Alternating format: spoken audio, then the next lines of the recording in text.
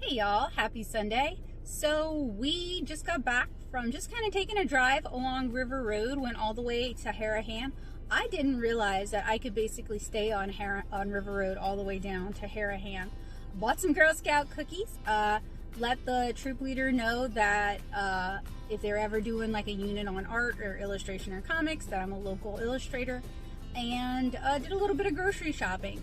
So I kind of just needed to get away and like not be at the house for a little bit, mostly because I've just been having a real hard time on Twitter, and honestly I feel kind of trapped.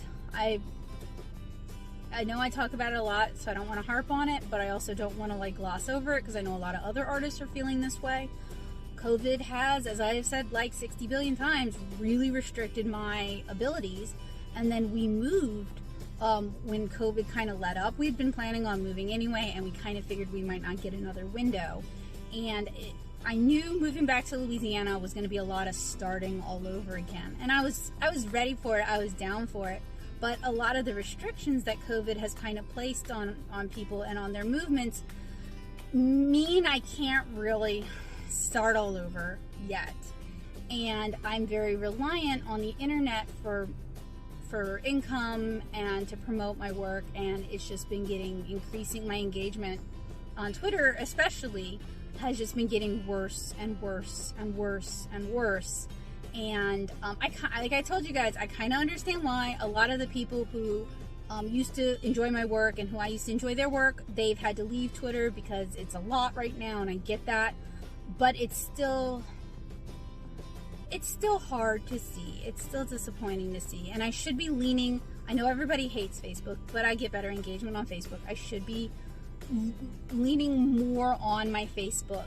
And then Instagram, I haven't had time or desire to produce a whole new piece of art every day, or the creative energy right now to think of something I could share every single day. And I know that Instagram penalizes creators by hiding our stuff on the feed if you don't post something every day and post something to your stories every day and use reels every day and all these other things. So it's just a lot of an uphill battle for a lot of artists at a really, really vulnerable time. Just not the best time, Instagram. Maybe it's great for people who are influencers and just taking pretty pictures of themselves, but it's not a great time for people who are genuinely making the content they're sharing, whether they're musicians or they're artists or they're nail techs or they're hairstylists, or, you know, the million other types of bakers, the million other types of creative people who have to actually make stuff. Not such a great move for the rest of us. So I needed to kind of get away, do a little bit of driving, do a little bit of thinking. River Road into Harahan is just a really pretty drive. There's a lot of pretty small towns. I'd be happy to live in any of them. I wish their school systems were as good as St. Joe's Parish, because a lot of them have like the small town vibe that I would like to live in, but I know the schools are not always super great, and that is something to think about and to be aware of. So anyway, we're back at the house, and time to get back on the horse and get back to work and try to be productive. It's been just an off few weeks. You know, I'm so glad the weather's getting nicer, because at the least I can just like go sit outside. But it's been rough. I know it's been rough for a lot of people, and I'm reminding myself it's not, for many of us, it's not easy, and a lot of people just disappear because it's very hard, and I respect that, and it's very tempting to just disappear. But, you know, I've done that, and it was hard to climb out of it again, and hard to scrape my way out of it. But now it feels like I'm disappearing whether I want to or not, and I hate that right now I mostly just exist on the internet. Like, I've never done keeping up with friends well over the internet. That's always been really difficult for me. I don't have like 30 online friends. I have like 2 online friends who I'm kind of close to. So, you know, just tough times. Lots of people having a hard time. I'm just one of them. Okay, so today I'm gonna work on the Spectrum Noir Tricolor Aqua review. I've already started working on it, but I'm just kind of filling y'all in. I'll share snippets here as part of the vlog, just to kind of whet your appetite, because I know it takes me a while to get videos VO'd and out to you guys. Although with this one, I'm actually doing a mix. I'm actually doing some voice work with this, and then I'm going to do some of it in time-lapse and voiceover on that. So that's kind of a new video, a new way of doing it for me, because usually I either do it all live or all canned and VO'd. So this kind of reminds me of the old days. I'm excited about that. Hopefully it's going to be more fun and more engaging and less rehearsed than I know some of my videos come across. Also, I'm wearing my UV blocking glasses because it's bright as the sun in here, and I thought it might help with the migraines. So we shall see. We shall see. So anyway, I'm going to get back into the review, and I hope you guys enjoy a little time-lapse sneak peek of how I actually go about doing my reviews. So usually when I'm doing these reviews, I just do like everything time-lapse and I don't do any narration. But hey, I've got a phone that can record audio again. So I thought it would be fun to kind of do a mix of both, because then you get more spontaneity with doing the actual live voice segments where you're actually demonstrating as you're talking. But we can kind of cut down for time by having more time-lapse sections as well. So you guys are going to have to let me know after this video comes out what you think of that, and if it's something that you like, or if you want me to go back to just all time-lapse. But one of the things I also really like doing when I'm doing these kinds of reviews is I like taking notes as I go. So you'll constantly see me stop and start to take notes. And this allows me to provide a transcript for viewers who might have difficulty hearing, or people who just like to read. They don't necessarily parse information by hearing it as well. It provides a secondary source of information. And theoretically, if I ever went back to, regularly writing blog posts, it would also give me content for the blog post instead of trying to transcribe my video. So I hope that the transcriptions are helpful to people. Hopefully people do check them from time to time. I have gotten some requests for the Google Docs, where sometimes I'll place the longer transcriptions. I always try to set it to public, so I'm really sorry that people have to request access, because they should just have access to those docs. But I do appreciate that people are curious and they do want to know. You can also see I do try to get a lot of different camera angles, and I try to get different shots as well. And you can also see I do get distracted not infrequently. But we're constantly expected to be updating our social media, whether it's Twitter or TikTok or Instagram. If I didn't take breaks, and quote-unquote breaks, to go do something on Twitter or Mastodon, it would only get done at the very end of the day. So it's kind of the only way I can work it in there. And then I thought this part was really neat, that you can just kind of cap everything by pushing it together. It's just kind of neat. I enjoyed it.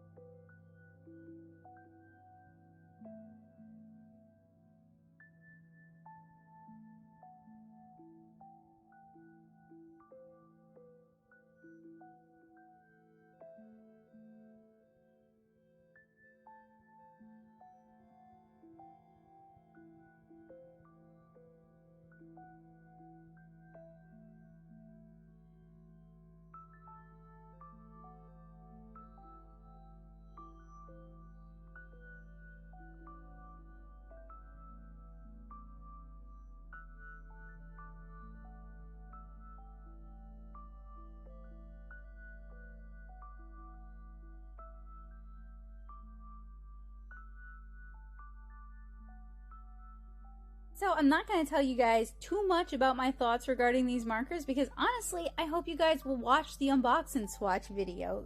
Those unbox and swatch videos do take a lot of work. This took about 3 hours to record, and I'm going to try to crunch it down to 30 minutes. We'll see, because I do have those live voice segments that do kind of change how things render out, but ideally I'm aiming for about 30 minutes, so I hope you guys will watch it.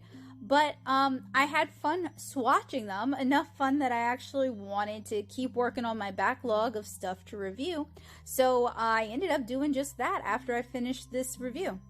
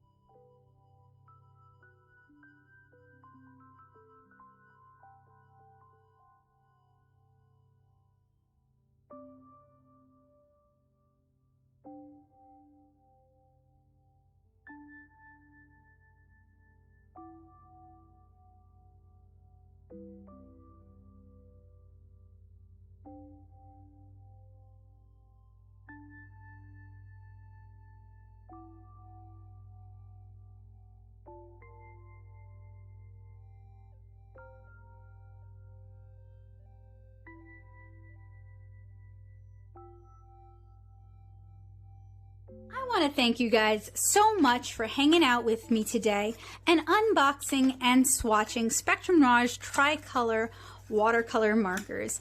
For some reason, this is just such a mouthful, but I want to thank you guys so much for hanging out with me and bearing with me. If you guys enjoyed this video, please remember to leave a big old thumbs up. If you've got any questions, comments, or even suggestions, let me know down in the comments below. I do always read them, even if I don't always respond to them. And if you like what I do and you want to help me continue to do it here on the channel, please consider joining me over on... You know what? I didn't take the literature out of this one. And look, now it's all the way at the bottom of the box. Never to be retrieved. All right. Well, that kind of messed up that smooth ending now, didn't it?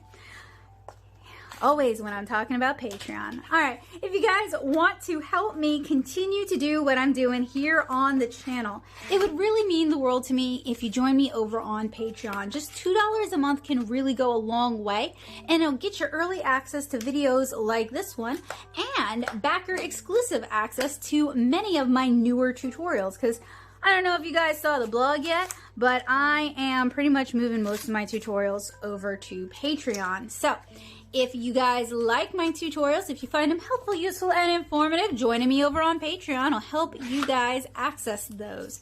I just want to keep you... Wow, word vomit all over the place. All right, I just want you guys to keep in mind that this video was in no way, shape, or form sponsored by anyone other than my patrons, and I have absolutely no partnership, no collaboration, no kind of working relationship with Spectrum Noir. When I buy their products, I am doing just that. I am buying their products. So all opinions are my own, and they are based on years of working as a watercolor comic artist and reviewing art supplies here and over on the blog. So if you like what I do, give me a thumbs up and consider subscribing. So I finished up my Spectrum Noir, sorry, Spectrum Noir Tricolor Aqua review. And now I'm kind of working on some of the papers from AliExpress. So I thought I'd share that with you guys. But Joseph pointed out something kind of cool. These glasses glow in the dark. I don't know why I forgot. So not only do they block UV going into my eyes, but they glow. I want to show you guys. Hopefully the camera can actually pick it up. Oh, of course the monitor is gonna... Can I block it? Sure I can block it. Alright, sorry about that, y'all. I'm trying so hard. Well, you're not gonna see it. That's disappointing. Maybe you'll see it. Look! Ah, isn't that neat? Children's section for the win! Sorry. Let's fix that.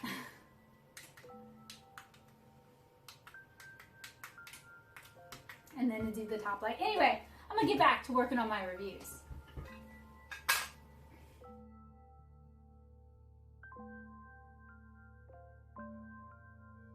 So I'm opting to do the initial review for these products all together because they're very similar products. They all came in from AliExpress, and it just makes sense since I'm mostly just testing the paper for its qualities, and I do plan on doing standalone field tests if these are any good. It makes sense to just kind of test them all together and give you guys my thoughts as a cohesive whole.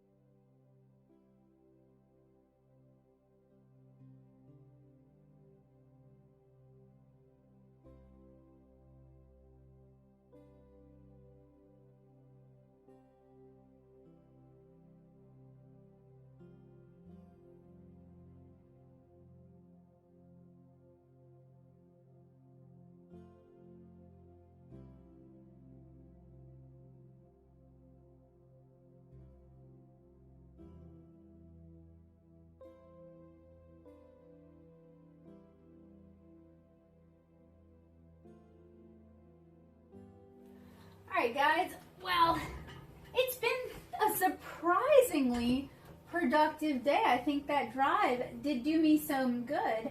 So I thought I would just kind of end it by doing some art studies. And give me a sec, I'll show you what I'm going to draw.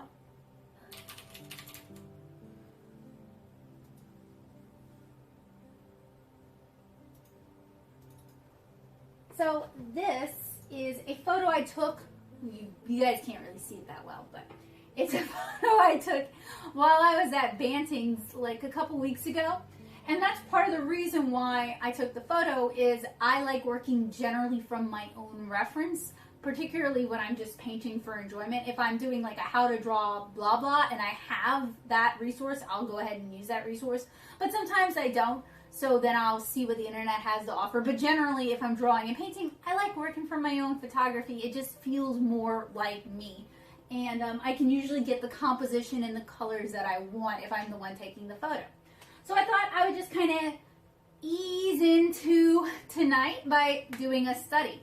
Tomorrow sounds like it's going to be hectic. Joseph hasn't been feeling super well, so he hasn't found the doctor here yet, so we're probably going to make a trip to urgent care if he's not feeling better. He's not like sickety sick, he's not running a fever, but he feels really meh, and it might just be better to talk to a doctor.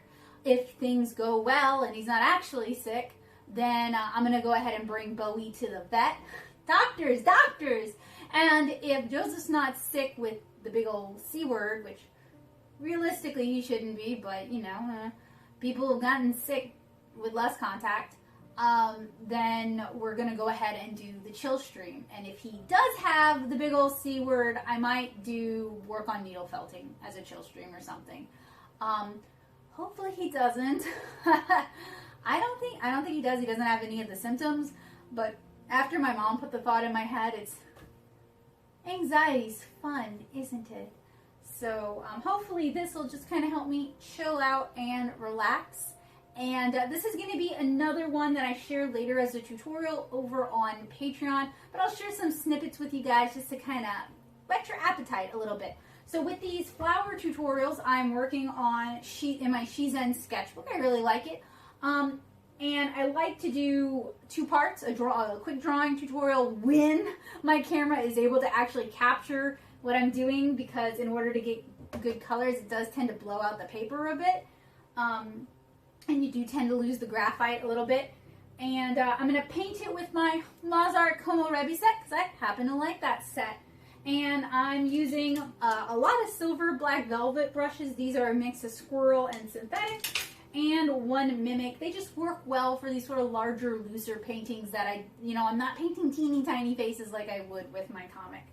So, anyway, it seems like it'll be a relaxing evening, and Joseph is feeling a bit better, so, hopefully it's just allergies or the weather change, because it went from cold to warm.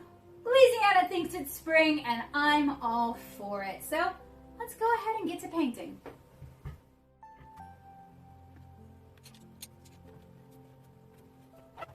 So watercoloring was pretty much the end of my evening, and I ended up saturating my paper so much that I decided to just, call it a night, because I knew I had a lot of video editing just to get this vlog done. And frankly, I really hate the nights where I've been working till midnight and then I still have to edit the video and it takes a couple hours to do that. Those make for some really, really long nights. But I look forward to sharing the finished tutorial for this watercolor illustration over on Patreon, and sharing the finished art here on YouTube and over on my Instagram, which if you guys aren't following me, I hope you will, at instagram.com/natosoup. So I hope you guys had a peaceful and happy Sunday, and I'll see you guys tomorrow for a fairly hectic Monday.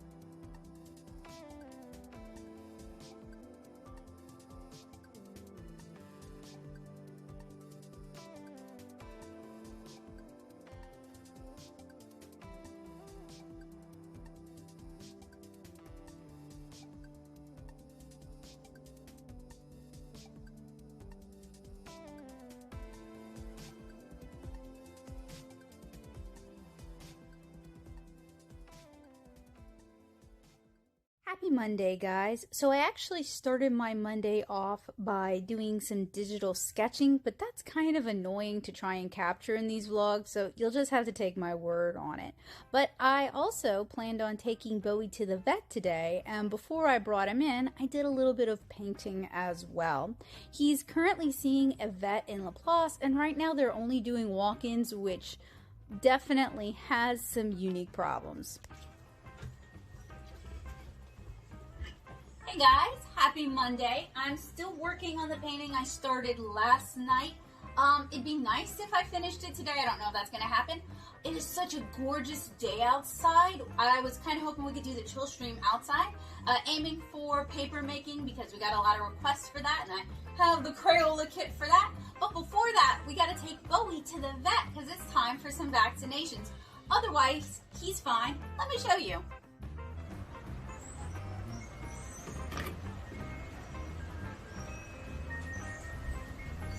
Oh, he's gonna hop on down, enjoy the grass. There he goes. He's gotten pretty good at being able to get himself back up, so long as he doesn't like pick the wrong railing rung to try and get around. But the birds are singing, the sky is blue, it feels like 70s, maybe even low 80s. Yeah. Early March in Louisiana is definitely where it's at.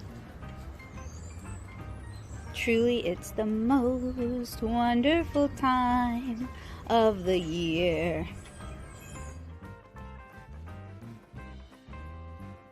After his vet appointment, we ate something and then we went ahead and did the chill stream. Unfortunately, I don't have any footage from the chill stream, but you guys can find a link to it here in the cards.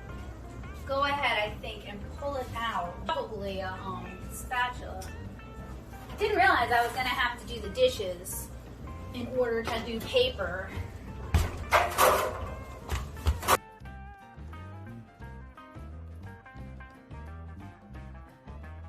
Sorry, mate. Whoa, that just came out of the oven. You don't want to touch that.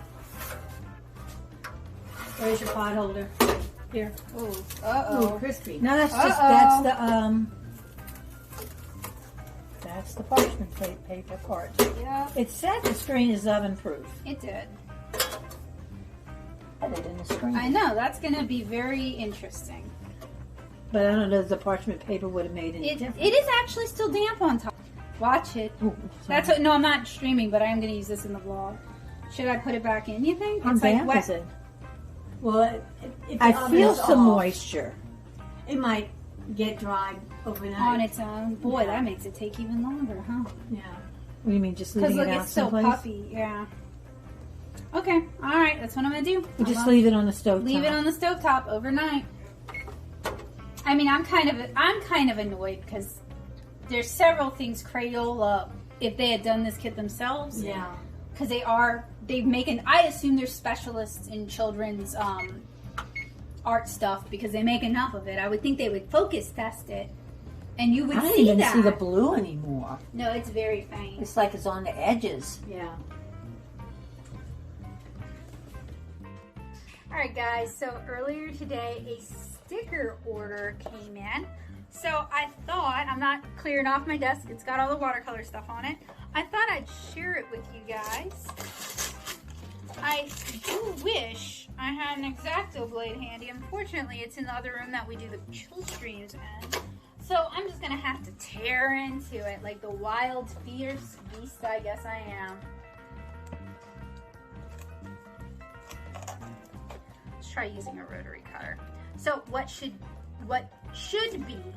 I think is in this are 10 clear acrylic charms with color printing. That is what I'm expecting to see. I got these on a deal, so who knows what we're gonna get. But I am hoping, I haven't seen them yet. Okay, all right, okay. Oof, gotta smell to them. Oh, they're cute. Okay, all right. I know. All right, so these are some new charms. I was trying out a different company. They did a pretty good job considering I basically just sent the files. The only possible downside is they're not double-sided. They weren't printed double-sided, but I think I paid, how much I paid for them? They were like, check out Joseph's super cute shirt. I got this from another artist. I mean, I paid for it, obviously. 10 for $9? Yeah, these are worth 10 for $9. So the rough edges. The back, oh no, because what this is, it's protective coating, yeah. So there is a protective coating, which means they're not as shiny. Textured on the back as well. It is, but that's the printing process. That's to get these really nice. Did you know they weren't double shot when you ordered I them? suspected, okay, I know what the ad said. I was expecting way worse. I was expecting white plastic, I mean, they did the trim. And they trimmed it almost kiss cut. They did a really good job considering they did all that. I just sent, like, honestly, kind of do you normally crummy. take off this coating before you sell it? No, I usually leave them on. So, no, you can take one off. Did you take one off? No, I was going to let you do it. Yeah, okay. Yeah, I usually leave the coating on until I'm selling them because that helps prevent them from getting scratched up. You want to open the second box? I want to see what stickers they sent. Same ones I got last time. Mule and a coaster. Yeah. I am so sorry that my computer is beeping. Let me turn that off. Ooh, interesting. Sorry, I'm trying to peel the things off. They have a really interesting keychain swivel. It's not like a chain, so it's less likely to get caught on stuff. Hey, can you try to peel this off and I'll get into the second box? Yeah. Using the rotary wheel on my lap, because this thing is covered with my address and I really don't want to dox myself, but I am going to get a peel box. Okay. Yeah, see, this one says remove protective film. That's like an ASMR video in and of itself. You know that, right? Techmoan always makes a big deal about how some people want to see that. Yeah. And then this is the other design. These have been available for a couple years as wooden charms, but I always envisioned them. Oh, did that break? No, it just pops open. It pops.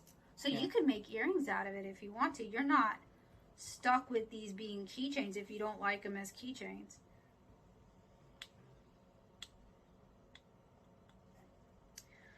Yeah, the edges don't look frayed anymore. No, it's just the plastic.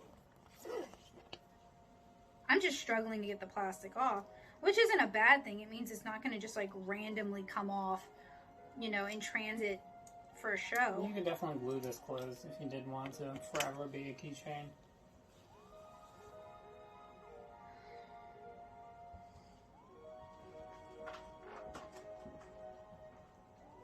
Why is he? Come here, please. Help me, adult. Can you get the, I don't know why. I cannot do the plastic. So one's a little bigger than the other, I think. That's not really a big deal, but she's very, very cute. I'm very happy about this. I got it on my first try, actually. Magic Man. Whoa. Alright, gotta adjust. Whoa. That's why it pops open. So you it can actually remove goes it? around. Yeah. Yeah. It's... You could cut it. It's not something you want to... It's better if you just pop it open. If you're doing it at shows, it's not something you necessarily want to wait until the end to do. Something you could do to help preempt that is bag them ahead of time, which takes up more space, but has cuter packaging. Yeah, so you just separate, so there's a little... Where's your camera? Where is your camera?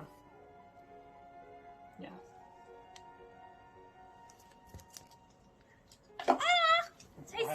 Yeah. Oh no, where did it fall? You seem interested in grabbing instead of allowing me to hand it to you. Oh, very cute. Do you want a set? No, I'm good. You sure? Yeah. Okay. These will be in the Natto shop. Although I'm going to keep some for myself. So, part of the problem is, they're both a good size. They're just not the same size. And they are meant to be a set. So that's kind of a bummer. But the print quality is gorgeous. Otherwise, they're amazing and I love them. And they're so cute. I just wish they were the same size. Oh well. One is a tall and one is a small. Very cute though, single-sided, clear acrylic. No complaints, fast turnaround, and I got them on a deal, so they're very cheap. Would I pay full price? It depends on what the full price is. If I paid full price, I would want double-sided printing. But I didn't ask for double-sided printing either. I did ask for clear acrylic, and I did ask them to trim it. And they did those two things, so I should have asked for double-sided, because I guess ask and you receive. But they're not great about letting you know what your options are. But otherwise, these were super duper cute. And I'm happy with how they turned out. So, yeah. These will go so nicely with my new vinyl stickers.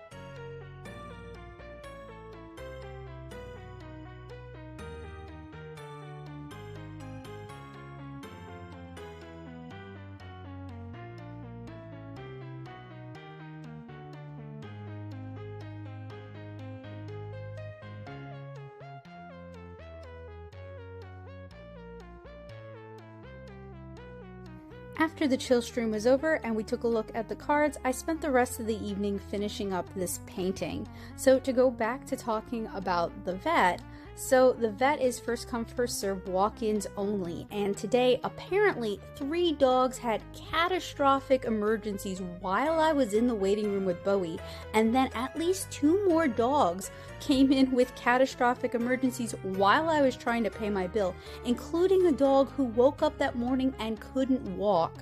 So I feel really awful for the puppos. I hope all of them are doing okay, and also, what is with today being such a dang bad day for dogs? I really don't know. Hey guys, good morning. It is Tuesday. It is game night tonight, and I've got a lot of work ahead of me today.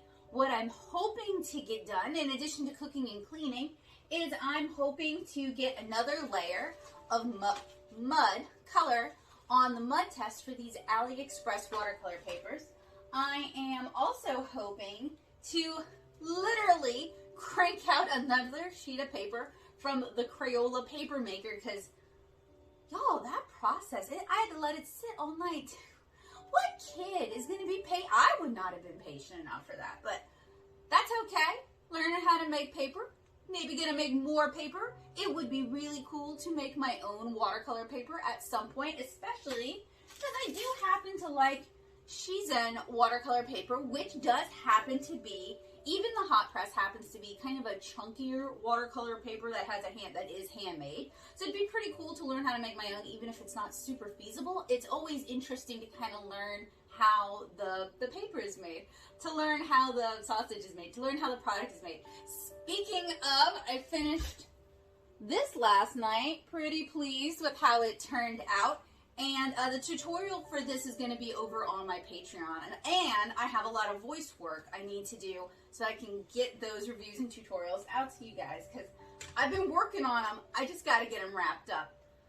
So other than that, we'll just play it by ear. We'll see. It could be a good ADHD day. It could be a bad ADHD day. Speaking of, I am currently reading Dan Hallowell's ADHD 2.0.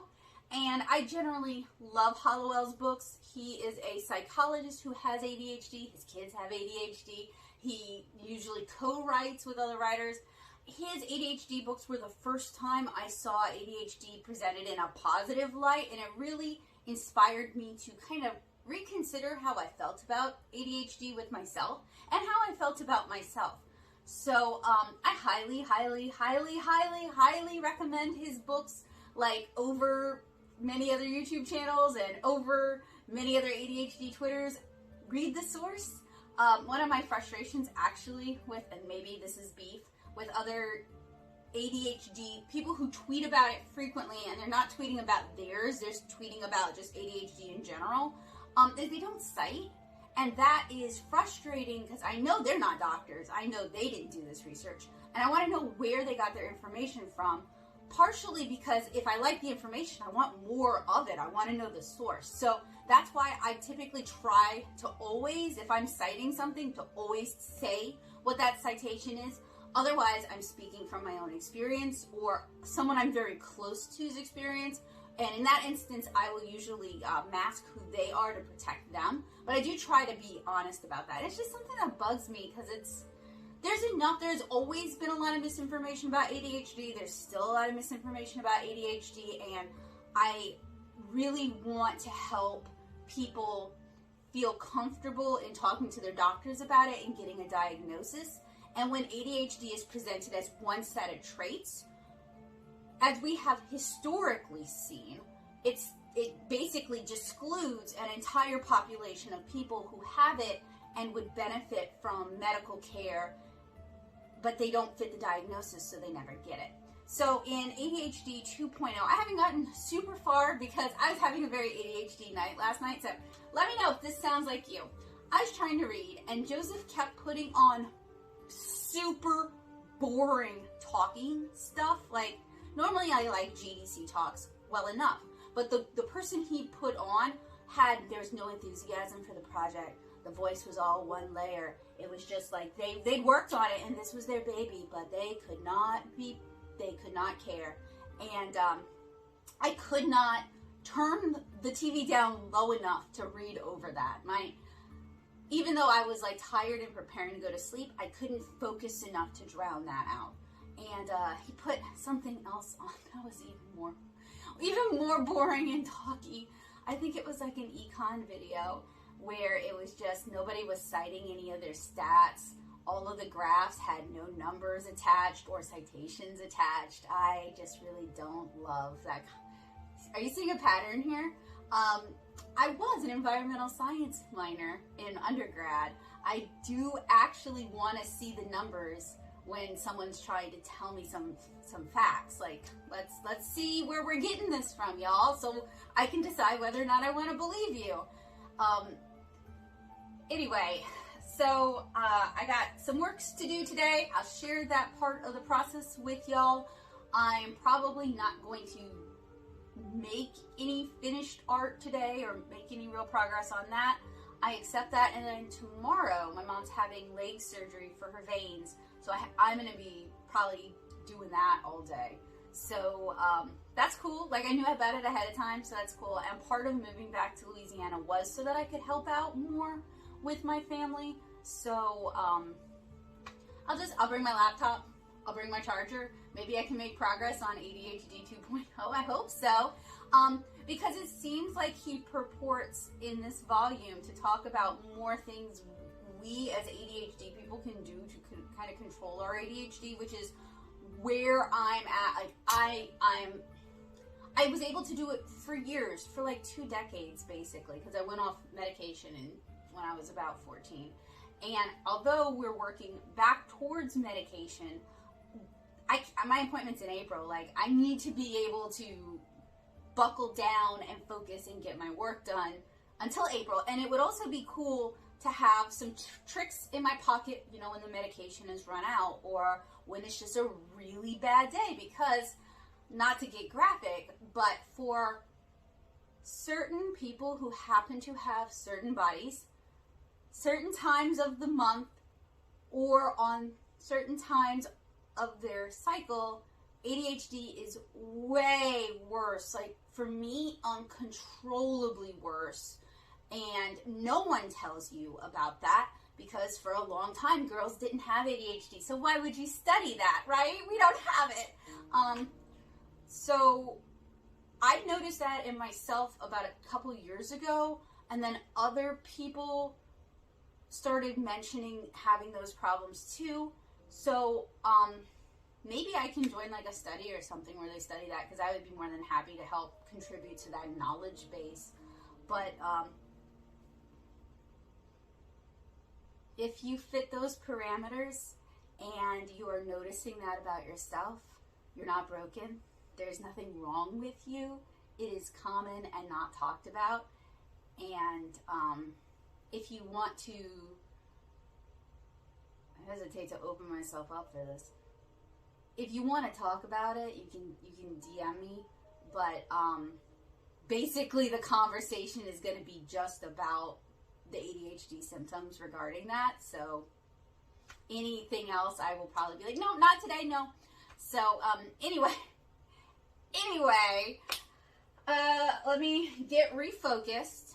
Let me fix my hair, because this is COVID bangs. I used to have bangs like here, and now they're like here. And I used to have hair like here, and now it's long. And now I'm stuck between, like, am I going to grow my hair out again, but get my bangs cut so that they're not this wonderful return to 2005 for me? Or am I going to, like, cut my hair off short again? I don't know. It's been, like, almost, I have had short hair since my junior year of college. So it's been a while since I've had long hair. So we'll see. The thing is, I only know like 4 hairstyles, and as well as I can draw, I cannot do any. I can't. My hair is wavy but very fine, and I have a lot of hair, so I can't get it to take a curl. I can tease it, and that's about it. So, and I don't style it. Like, if you style your hair, I appreciate that you're choosing to spend your time to do that. The same way, people who wear makeup, I respect that that is your choice with your time. I feel like it is not a good investment of my time, because even when I do it and I do it well in the humidity, it falls out in an hour, and I'm not going to put that much hairspray in my hair, and I'm not going to use heat. I'm not going to use heat on my hair. So, that kind of limits you, right? So while I respect other people who do choose to spend that time doing their hair, other than like, you know, trying different hairstyles, which it's still kind of too short to do that other than like pigtails and like top thing, I choose not to. So anyway, let's get the day started. Here is day 2 of our Crayola paper maker progress. Here is the one sheet we were able to make yesterday with the materials provided. And I'm removing the back of the screen. All right, so the back of the screen removed cleanly. We've got one piece of paper that feels just really funky. So my goal is I'm going to try to make as many sheets of paper this week as I can, which is probably not going to be very many because we only get 2 microwave screens. So what I want to do now is I want to go ahead and make another sheet. I might be able to get 2 out today. I kind of doubt it, but we'll see.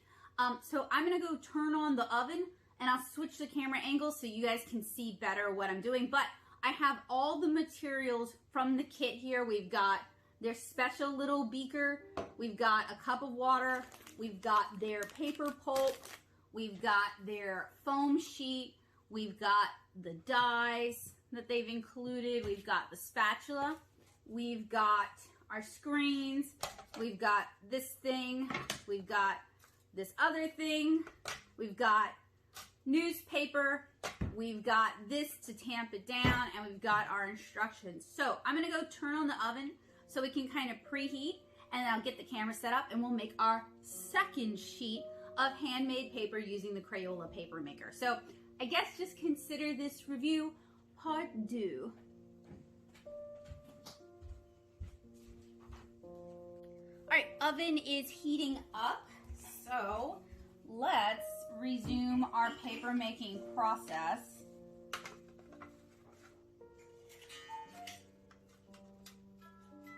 Get everything kind of prepped ahead of time. So we're gonna need our little special beaker. We gotta fill it up to 250. Then we gotta tamp it down somewhere between 75 and 50.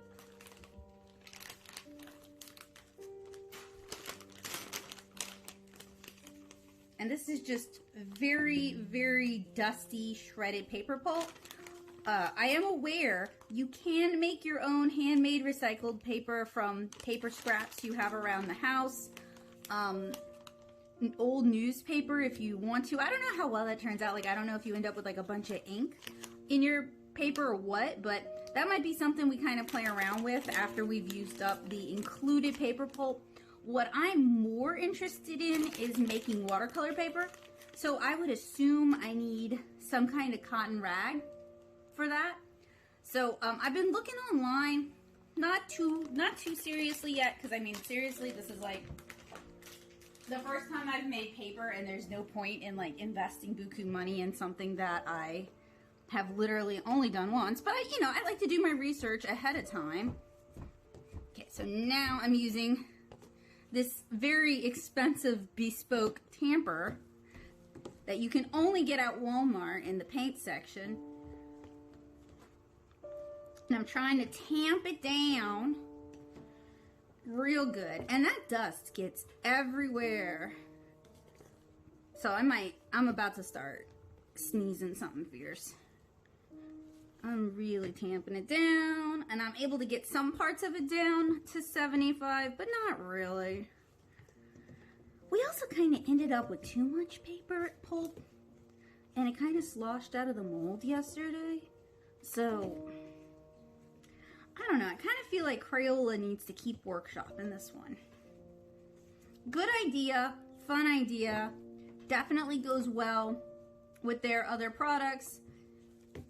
Keep researching it, keep working on it. Some add-ins would be fun, like dried leaves or flowers or colorful bits of yarn. More screens would really, really be helpful. Maybe instructions on how to make your own recycled paper pulp would be cool, because it's not even like they're putting themselves out of business there, because I'm pretty sure Crayola doesn't sell refills for this kit. Maybe a booklet with ideas would be cool. Okay, so when I push it, it goes down, but it's still got too much loft in it. So I'm going to use a spoon. Just kind of scrape that top layer off and then retamp it again.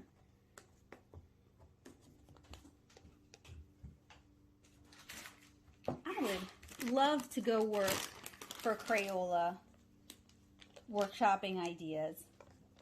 Call me Crayola.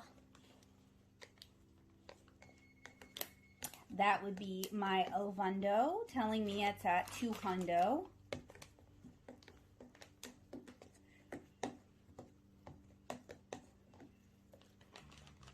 Don't worry, y'all. I do have adult supervision.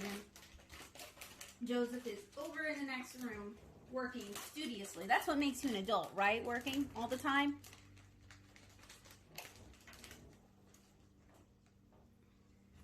Okay, let's try this again.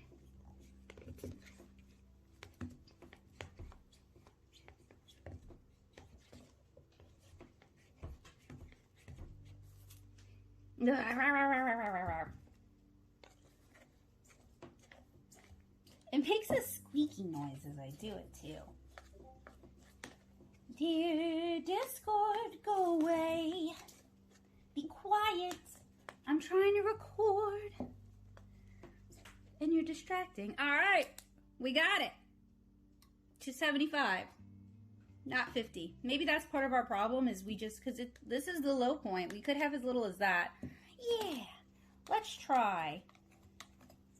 I also wish the box actually better described what you're going to need for this. Because the outside of the box doesn't say anything. And like I have said in some of my other kit reviews, if you're giving this as a gift, you want to be able to actually include the stuff they're going to need to do the thing. So a pack of batteries, if it's battery powered, a roll of parchment paper, if you need parchment paper, you know, things like that. It's also, for one sheet of paper, just the tamping is very time consuming. I don't really understand why the tamping is so time consuming. Okay. Instructions. Press down. Okay. Add water until the contents are at the 250 milliliter line. Here is our water. This is our line. Add some and let it kind of glub, glub, glub, glub, glub, glub, glub.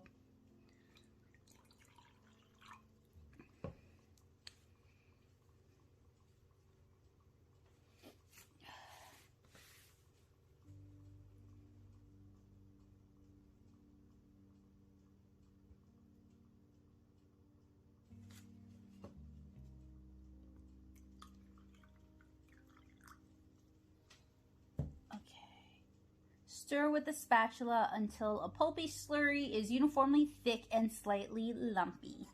And it's gross to me. It looks like gross oatmeal. Not that gross is bad. Uh-oh.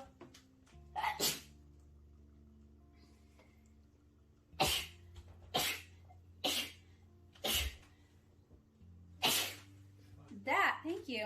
That is all that loose paper in the air. Maybe I should be wearing one of my COVID masks for this.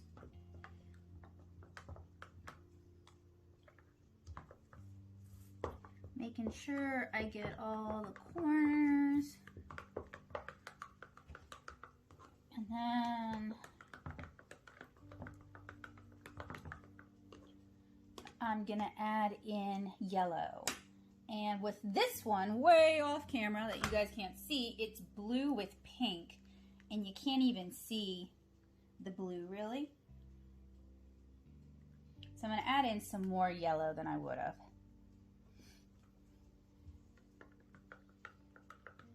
Oh, adding color just makes it worse.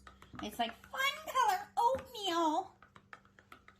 I used to eat the instant strawberries and cream, not really because I liked it, but because it was the only one I could choke down and I was out of babysitters, so I didn't get any choice. And this reminds me of that, and I seriously am not digging it. It's the oatmeal-y texture that, like, it's really just like, nope, nope, nope, nope, nope, nope, nope, nope, nope, nope, nope, for me. Okay. Let me switch the camera so you guys get a good view. So next, we pour pulp slurry onto screen. Delicious. Now, part of the problem is I want to pull it out so I don't get it on the rollers. But if I, oh, gross. If I pull it out too much, it will, oh, it's in backwards too. I need to fix that. I guess it's not in backwards. It's just in the... This is like your removal tab, basically. Oh, it's so gross. It really looks like...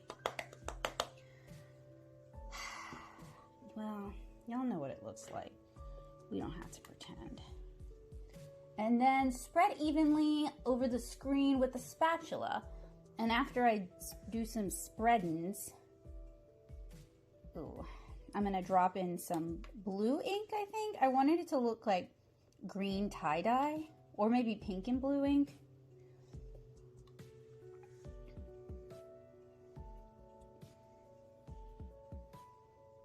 And I want it eventually to be kind of even.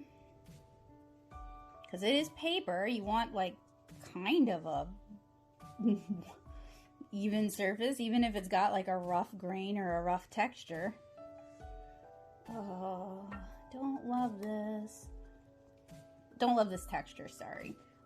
This little machine is fine. Even if I did more serious paper making, I might still use this little machine because I do like that it cranks the water out.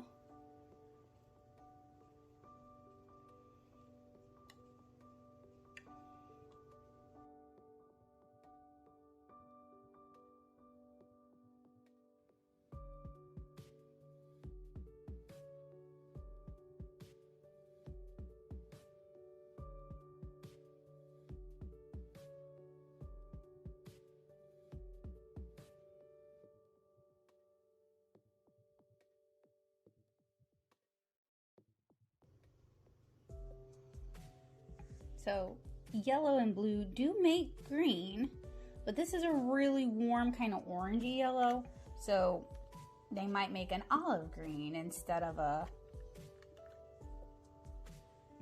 grass green.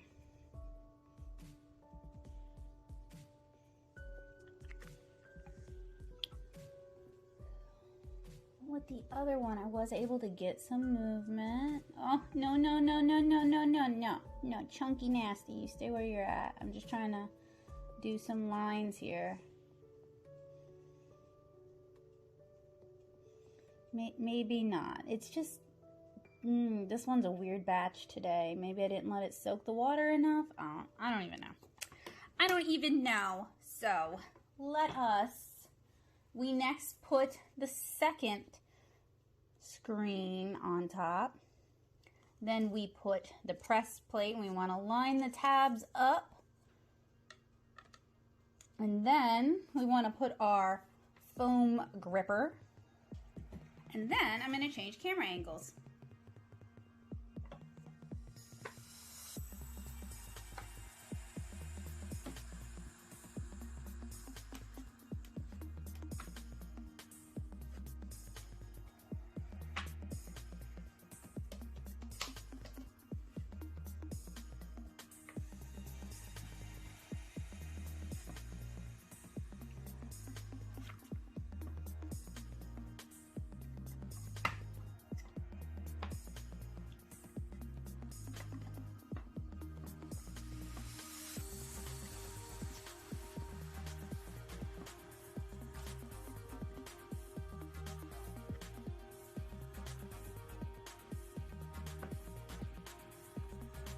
Moment of almost truth. Something I noticed is a lot of the dye, I'm going to clean this off, but a lot of the dye just got squeezed out. Okay, so now we remove this. Just take the whole thing out if you want. I'm just going to flip it over. And I'm wearing an apron, so I'm protecting my clothes. And something Joseph pointed out is that we could weigh the paper pulp, and that might prevent having to tamp it. But I think the reason you tamp it is because it also has something to do with how much water gets put in. So rather than Crayola saying, having 2 beakers and saying you do, give me a sec, X amount of water to X amount of paper, let me switch the camera. Instead they have you tamp the malleable thing and then you put in the water. So that to me, it seems like they've kind of figured out, it's like a brownie mix, you know, and a brownie mix will say, okay, do this and this and this, because they've already accounted for the other things. Okay, and something else is you want to wash off your kit, because a lot of dye, see, it kind of, when it mushed it, it just kind of pushed all the color to one side. But I can definitely try weighing it, and if I was doing more serious paper making and that was something they suggested, I would definitely do that. Alright, a hundo at 200, and then we gotta put this in for an hour to let it dry. One of these days, I am gonna do one where I just leave it in the sun all day.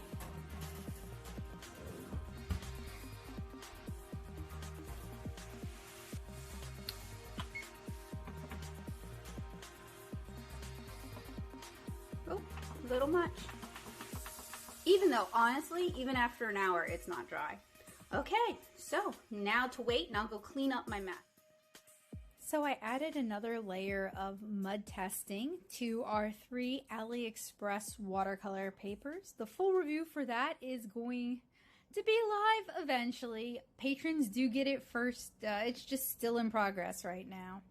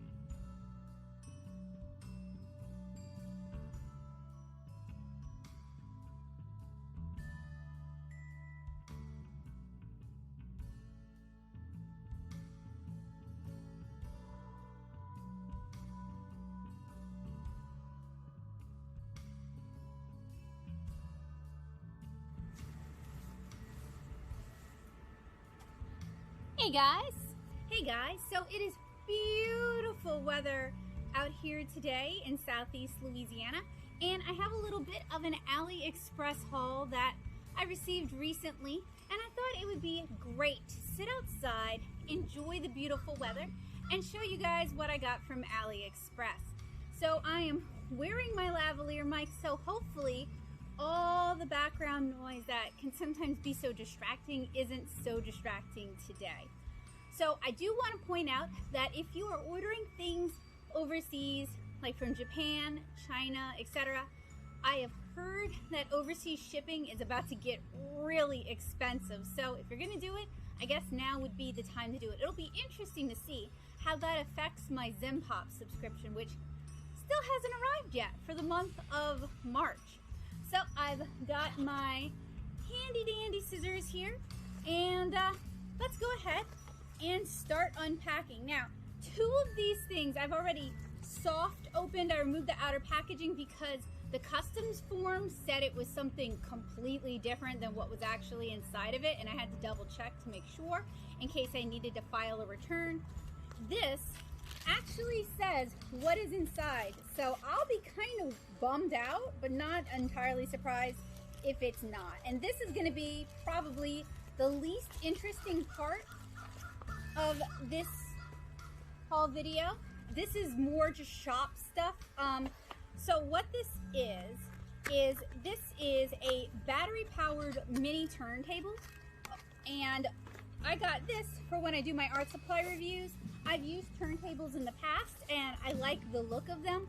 What's nice about this one is I don't have to stick my hand in the shot to use it. So this is battery-powered, and I'll show you guys, I'll demonstrate this probably inside a little bit later on. And it also has 5 volts in, so realistically a computer could power this, which is perfect because my recording desk is right by my desktop computer, so that will actually work out pretty well. And it looks like, I always get mini and micro confused. It's the newer of the 2 standards, but it's still older than the new one, Type C. And we've got 3 settings on this: RL, so I assume right or left rotation; SR, which I'm not sure, but we'll find out, maybe slow rotation; and ASA, which you guys got me, I don't know. So far I'm pretty happy with the build quality, but of course we're gonna have to plug it in and check it out. So this is the least interesting probably for you guys, but I'm really excited about it, and I'm looking forward to having it in some of my shots, especially for little stuff, because then I can use the macro setting on my phone and it won't just like be all fingers, if you guys know what I mean. All right, so this should be the entirety of this haul. I think I only ordered from 3 shops. One of them was the turntable. So these are going to be very watercolor specific, and I've been very careful about what I buy from AliExpress these days. I either go with brands I'm already kind of familiar with, or I go with stuff that friends in my Discord server, the Paintbox, have recommended. So I haven't had too many misses. I'm not looking for misses either. I'm not looking to rage review art supplies. I'm looking to find cool art supplies that we don't necessarily have in the US that I think I'll enjoy and that I know I'll use.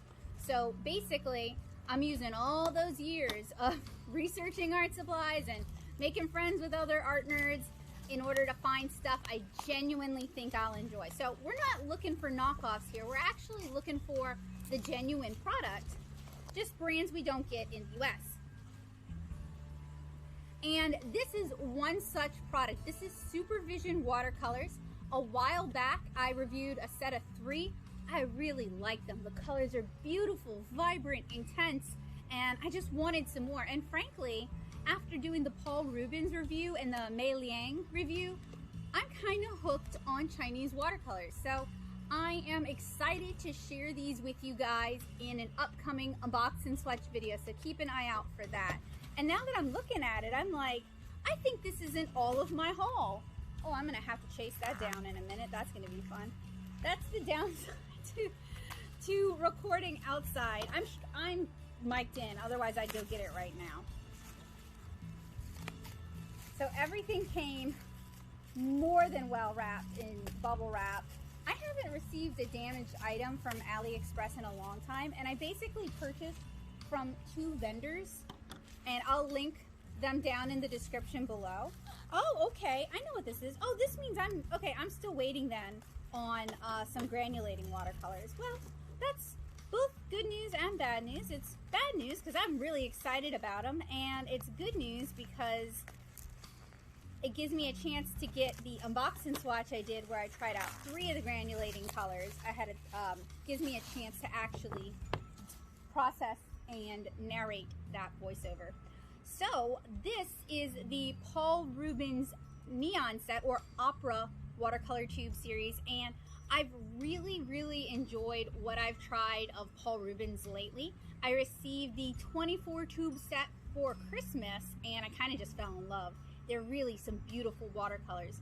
So I am kind of obsessed with neons, but neons often don't translate well in watercolors. They are intensely fugitive. So I wanted to see what Paul Rubens would bring to the table. I'm hoping we're gonna see a lot of synthetics and quinacridones because quinacridones do tend to be a little bit less light fugitive than some of the other neon and phosphorescent pigments that are on the market. That bag is gonna drive me nuts. Anyway, a kind of small haul, only 2 things, but, well, actually 3 things because we got the turntable, and the turntable is gonna be the only thing I actually show you guys today. So let me go get that very distracting bag and let's head inside. Okay, so hopefully you guys get a better view of what we actually have going on here. So this is our turntable. It's mostly plastic. It's a little dirty on top. I'm gonna wanna clean it off. It does take a battery. I don't know if it is reliant on the battery or if we can just plug it into a computer or a battery backup and use it that way. So I'm gonna try it without the battery because, you know, having a battery is convenient, but I don't necessarily need a battery. Here are the Supervision half pans. So let me show you guys the half pans I initially ordered. So this is a CMY set, and I saved the information, but they're inside there. So, you know, you've got a yellow, you've got a phthalocyanine, and then you've got probably a quin magenta. But I really liked these. I liked how intense the color was. So it led me to order the full set. And the thing about these is they have studio and then they have professional. And it was the professional ones that I really liked. So I made sure to get the same ones. It would be fun to do a comparison of the two, but you know, that does get pricey and I don't necessarily need both sets. So if you want to see me review both, you can join me over on Patreon at patreon.com/natosoup and let me know there that you want to see the comparison. And I'm going to save this for its own unbox and swatch video. And then here are the Paul Rubens half pans. So I'm not half pans, tubes, I believe. They should be tubes. Ooh, yes, sounds tubey in there. There are 14 tubes, 5 milliliters each, and they're opera colors. So we're looking at hopefully fluorescent colors, and they come in a really nice Paul Rubens box. So that will be its own unbox and swatch as well. That leaves us with the turntable. Let me move the camera angle for y'all. Okay, so you can see what we're dealing with when it comes to boutons. Plugged it into my computer just now.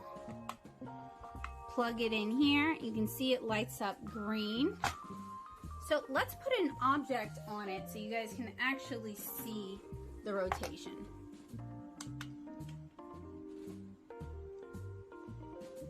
Nice and smooth. Yep, that's right and left. Makes sense. That was SR, so that slows it. That's cool. So that's the speed. Speed rotation. There we go. And then that's ASA. Don't know. But it did turn this red.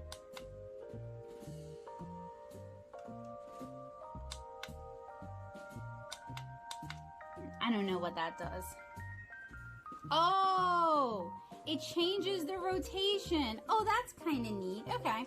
So typically this would be something that people have to display jewelry, maybe to display food. if I take it off, will it stop rotating eventually? It's still going. Okay, hang on. All right, so this is the kind of shot I got it for. All right, we got a nice macro look at this little locket. I'm plugging it in because otherwise I don't know how to turn this off. Ah, well, but you guys get the gist, right? Like I can have, let's switch it out for a fountain pen. Whoa, wow, such production, much value. But anyway, yeah, I'm pretty happy with it. It looks like it does the job. It's cool that I can just plug it into my computer and let it go.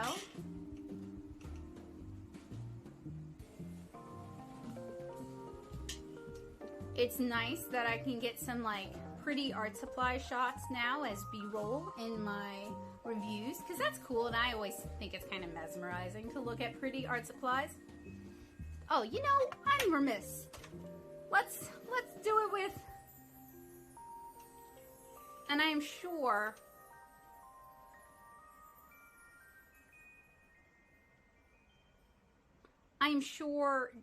if you put too much weight on it, it just quits going. But that's not my goal. My goal isn't to put this like heavy object on it. My goal is to, you know, just be able to show off art supplies a little bit. So that's cool. All right, guys. Well, I hope you guys are looking forward to the Paul Rubens Very Blurry Opera Colors unbox and swatch.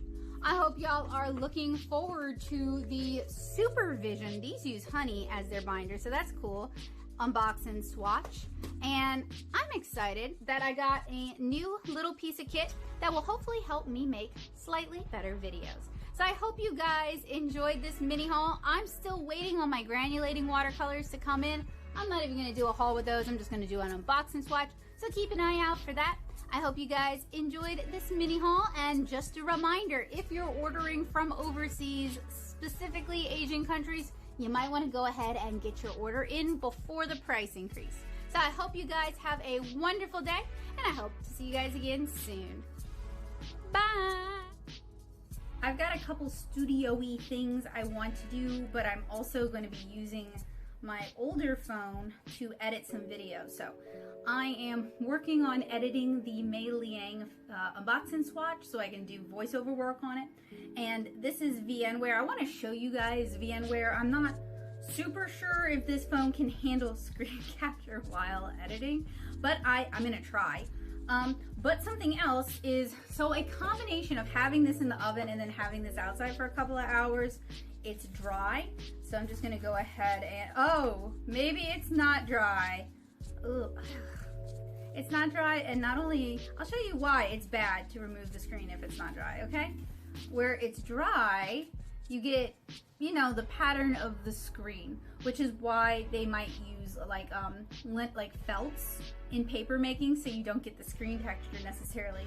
But where it wasn't dry, it peeled, and I have a little bit of tryptophobia, and that is just like really grossing me out. I'm sorry. I know that's like kind of weird on me, like that's a weird thing for me to be like bothered by, but it does bother me, so ugh. So I guess what I'm going to do is I'm peeling all that extra paper pulp off.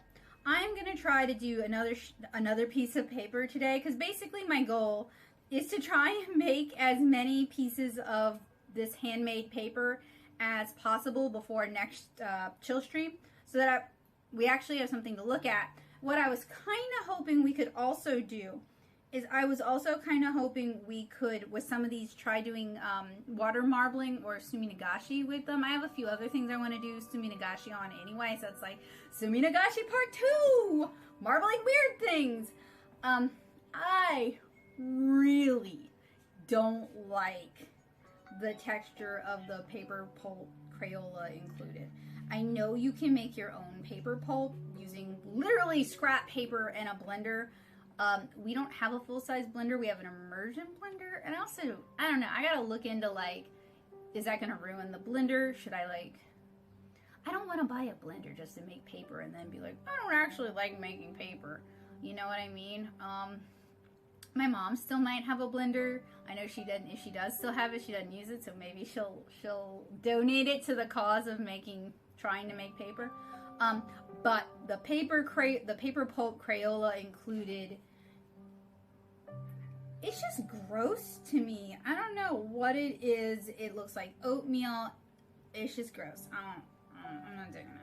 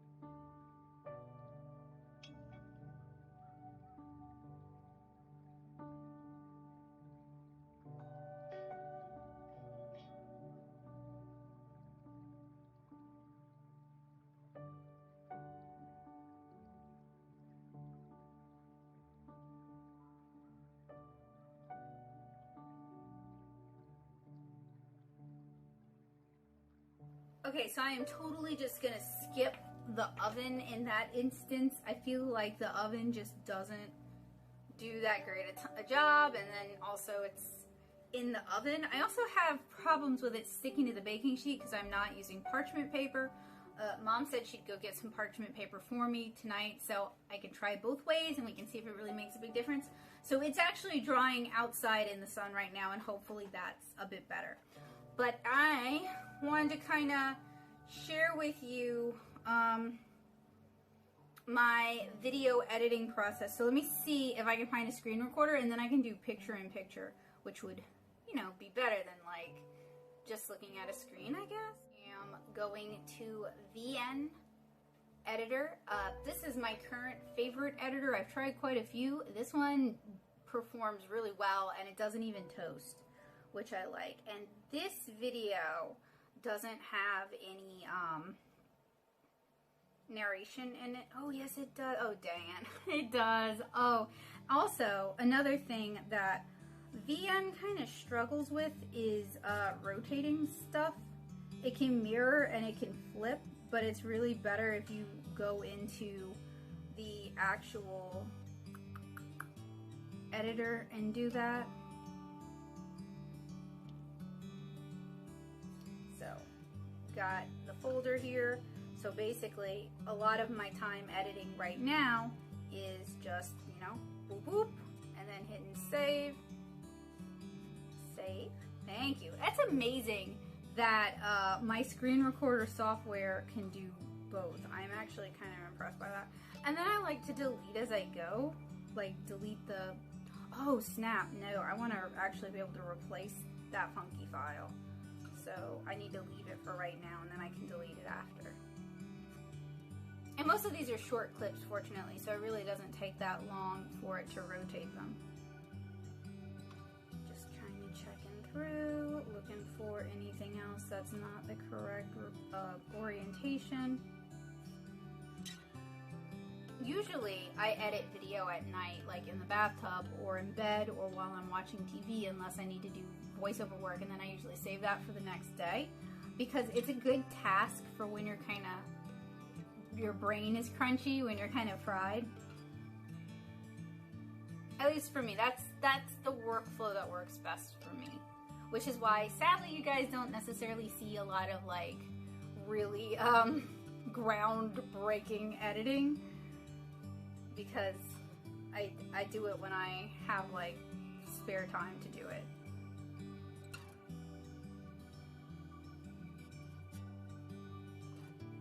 So just going through, checking that things are in the correct orientation. I'm gonna have to fix a lot of these files. So normally what I do is I go through and I go ahead and I correct orientation issues before I ever load them up into VN Editor, because it just adds extra time to have to switch files. Okay, everything else looks good. So now I'm gonna go back to VN and I'm just gonna click and you can replace it. I wish there was some rhyme or reason to where these show up. I hit the right thing. Oh, it's doing that thing. Okay. All right, so sometimes with this, actually, you guys know what would be easier, honestly? Let's back out of that. Exit. We're not even going to save it. Let's go back into the gallery. Let's delete all of the funny rotated ones that weren't correct.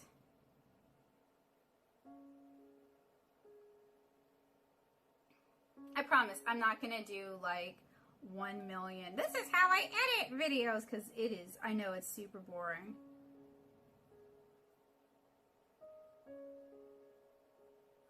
Oh, okay. I'd sped that one up. Makes sense. Sometimes when I'm doing the vlogs, I like to,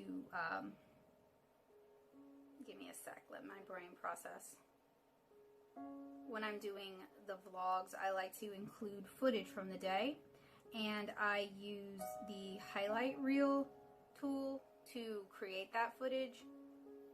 And for best results with that, I've found that, okay, that looks like all of it. For best results with that, I found that it helps to go ahead and rotate and time-lapse everything, so that it's actually a little quicker paced, a little more fun to watch.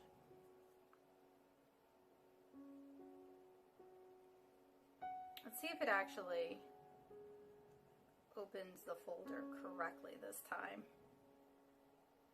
So another kind of bummer is we're not ready for you yet. Also not ready. Anyway, it'll also pull up like an expanded view. I really like VN Editor. I've mentioned it a few times. If you edit on your phone like I do, and you're struggling to find something that can actually get the job done, I highly recommend you try it.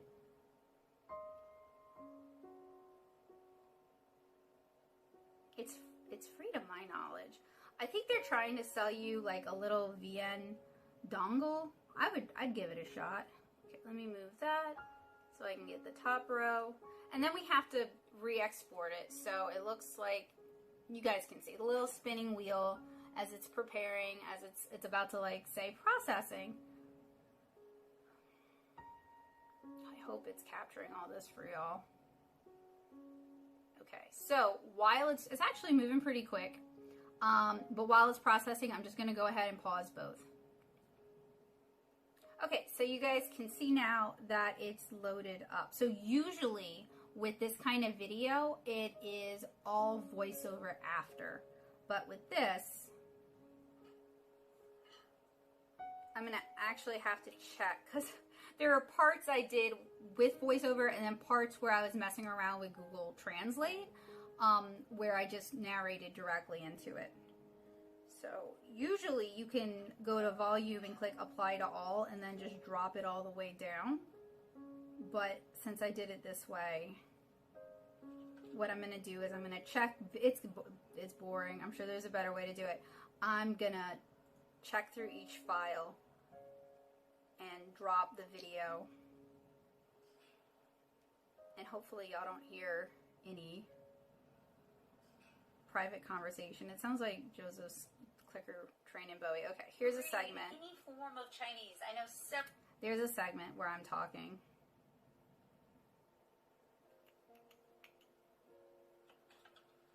Okay, that doesn't seem to have any talking. Drop that back.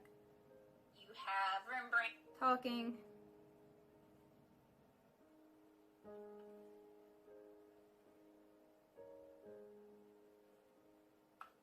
Anyway, it's probably safe to say, let's see, yeah. I hope the rest of it is just like no, yeah, I think it's safe that there's no narration for the rest. So I'm just going to go through and drop the audio on the rest of them. I'm also double checking to make sure I don't have duplicate files. That's something I would possibly do just from how I generate files for the vlogs. And then sometimes if I'm really tired, because I edit the vlogs at like 1 and 2 in the morning, and I do it each day so that by the end of the week I'm not doing like 7 hours of editing. I'm doing 1 hour of editing. So basically I'm just spacing it out. But anyway, words. Sometimes I have like duplicate files because I was tired when I was editing, and rather than deleting those duplicate files that I use for the vlog, they get pushed in with the rest of it. Now I am gonna like time lapse this as well. Ah, no! Unfortunately, I don't know where the undo button is on here. Yeah, it looks like these two got switched. There we go. Not a super big deal. You can change the order that your files are in. This is one I'm gonna have to double check after talking to y'all to make sure.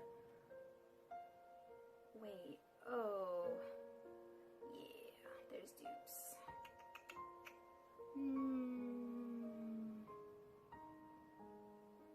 Let me fix that. I'll do that off camera so I can take as much time as I need to take. Or I guess I can just leave it and be quiet. Sorry, y'all.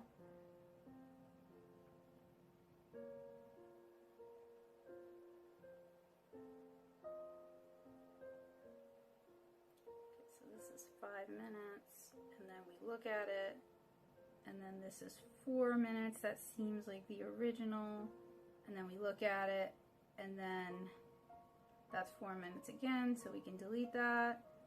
And then we look at it, and then we're doing the lift test. Okay. I don't know how that goofed, but it goofed.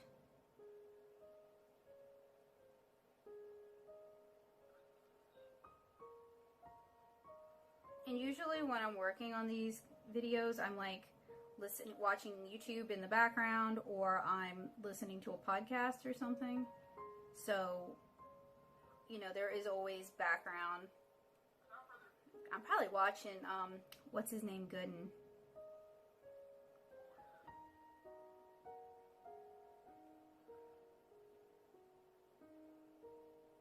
Oh, this is the mud test. Sometimes when I'm doing this, I'll also go ahead and drop in the transitions. And like I said, pretty much all of this is going to get time-lapsed because, as you guys can see, this is an hour long by itself, and I just don't have an hour. What are you? You look like duplicate of something. Why are you here? Why are you here? Delete. Oh, now it's being all goofy. I guess. I don't know. Yeah. I don't know. I hope I didn't goof it. There should be 3 layers. Oh, I did goof it. Alright, well that's actually not the end of the world. So as you can see, it's not refreshing. So you can go back in and you can click this and you can click photo and you can navigate to your folder right here, and it'll actually tell you what's been imported and what hasn't been. I just want to, because one of them looks kind of duplicate-y, but it's because it's not. So something else you can do is you can like save and exit and then go back into it. So I'm actually going to start from the back this time and work my way forward. I usually like to get rid of this, the directed by, because I have my own. Do I talk in this? Nope. I have my own bumpers that I, wait, maybe I do, because I'm hoping to convey. No, I'm talking to Joseph. Good. Talk without kind of.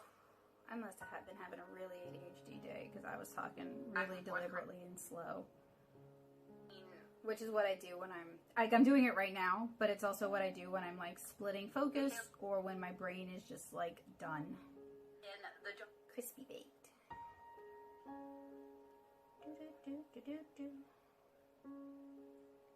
It is so much easier to just hit apply to all. Yeah. But Wisey.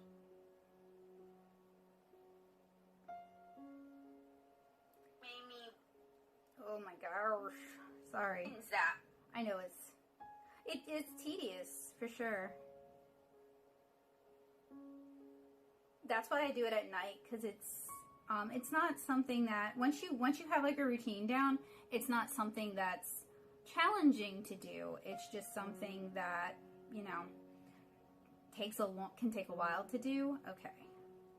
All right. So with this, I'm gonna trim that down. And there is a trim, but I actually like just splitting it because I can kind of find in the navigator where I want it and then go away. You can also pinch. You guys can't see. You can pinch zoom with it, which is pretty normal.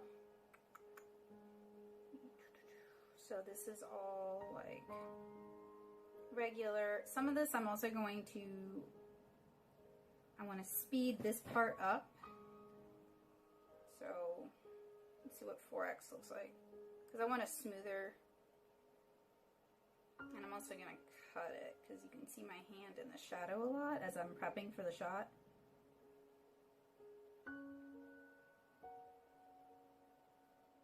I cannot read any form of Chinese. There we go. So this is the Google Translate part. So I'm going to go ahead and put in a transition. I like using the paint transition since I do. And I am going to have to correct this for audio, and I'm not going to do that here because I'm going to do that after I've done the VO work. I had fun with this one.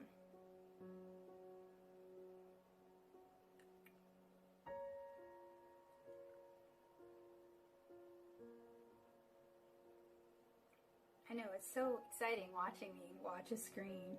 It's like real life hanging out. Okay, so that's the end of that. So I go ahead and switch it back. And that's the unboxing. Do I want to leave the unboxing at regular speed? Let's do a little faster. Nobody needs to see that at regular speed. We'll do 1.5. And then this is the doc. I think I'm talking here. Also getting. Yup. So what I'm gonna do, part of me doing the transitions is also a visual marker when I'm doing the narration, so that I don't narrate over that. Did not make sense. I'll leave that at regular speed. This needs to be sped up by 4 to match the other one. That looks better than the other one. You are 17 seconds, and I am probably going to talk about pigments on top of you. You are probably fine at 8 seconds.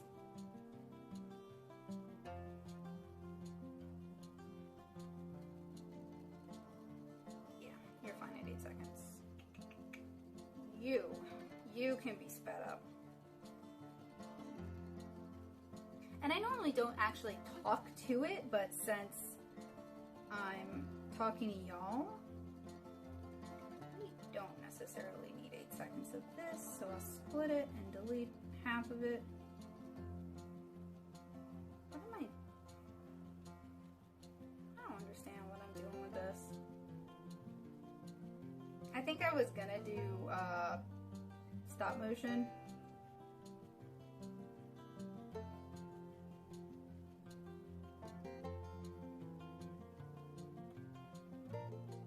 So I'm gonna split these two because I want them at different speeds. So I hope you guys can kind of start to see why I actually really like VN Editor. How fast do I want you? Speed 2x I guess is good, and then we'll do 4x for this because I don't want it so fast that y'all can't tell what's going on. And then this is 6 seconds, and I'm showing how nasty that water is. Let's speed that up to 2x.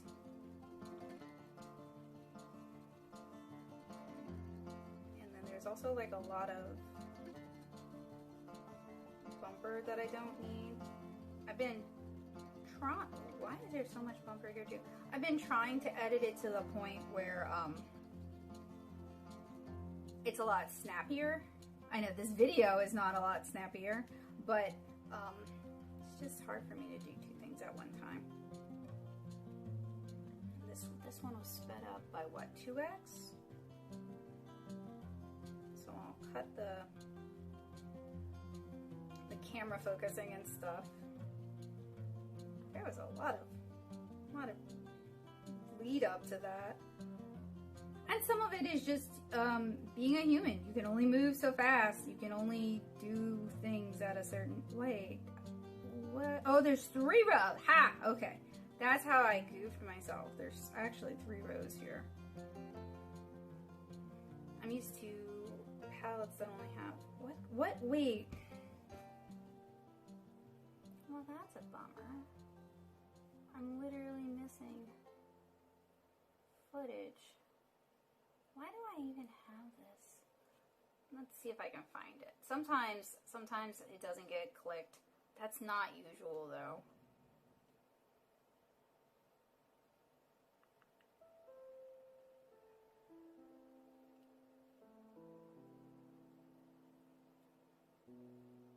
I hope you're correct. You are! Yay! Good.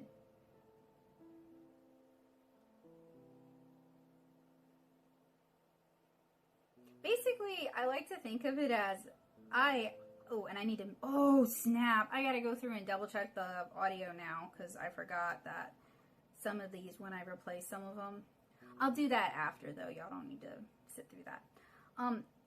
So something I like,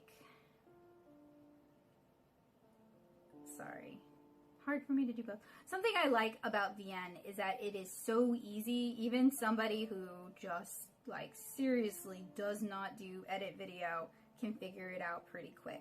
Now I am working on a S20.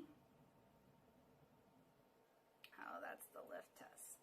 See if we can get rid of that blurry part and just get rid of all that.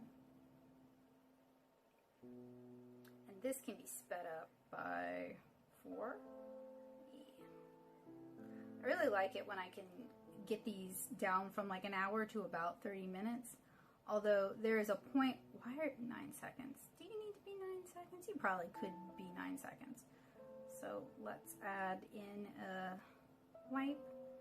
What am I doing? Okay. And I do talk to myself a lot, but not, this is all usually internalized when I'm doing editing.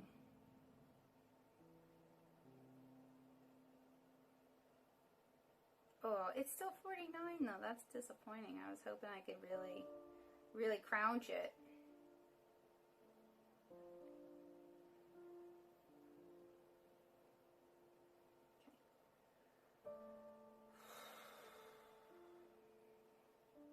Also, and I've told you guys this before, I really like practical effects when I can do them.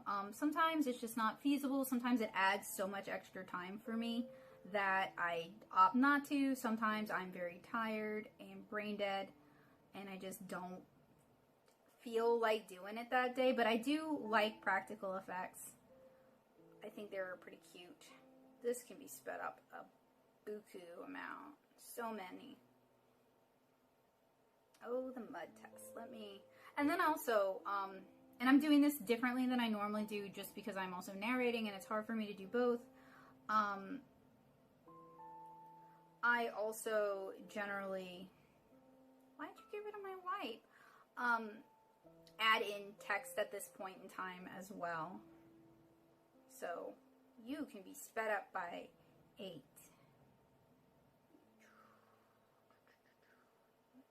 you can also be sped up by 8. That's because you're the mud test.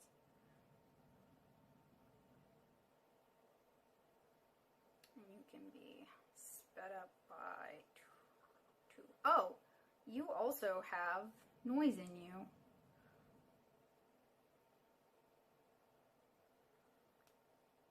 Just pays to double check. Honestly, this is sometimes why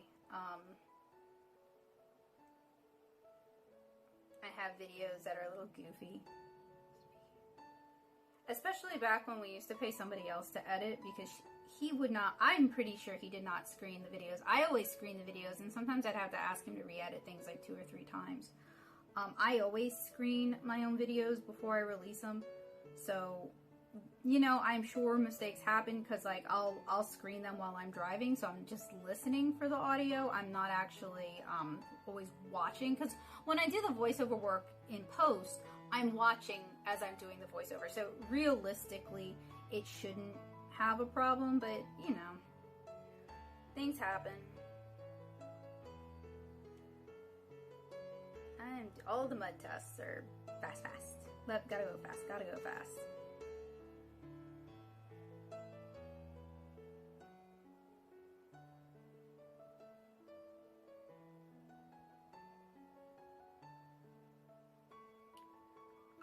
Oh yeah, we're reaching the end of this, which is good.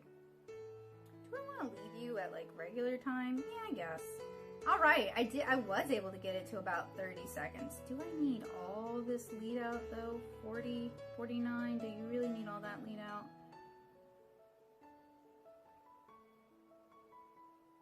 That's a lot of lead out. Let's trim some of that. I mean, I like these a lot, so it's kind of like how much do you need to say, Becca, about a product you like? There's so much lead out here. No, I did not want to split it. I wanted to actually, whatever, speed it up.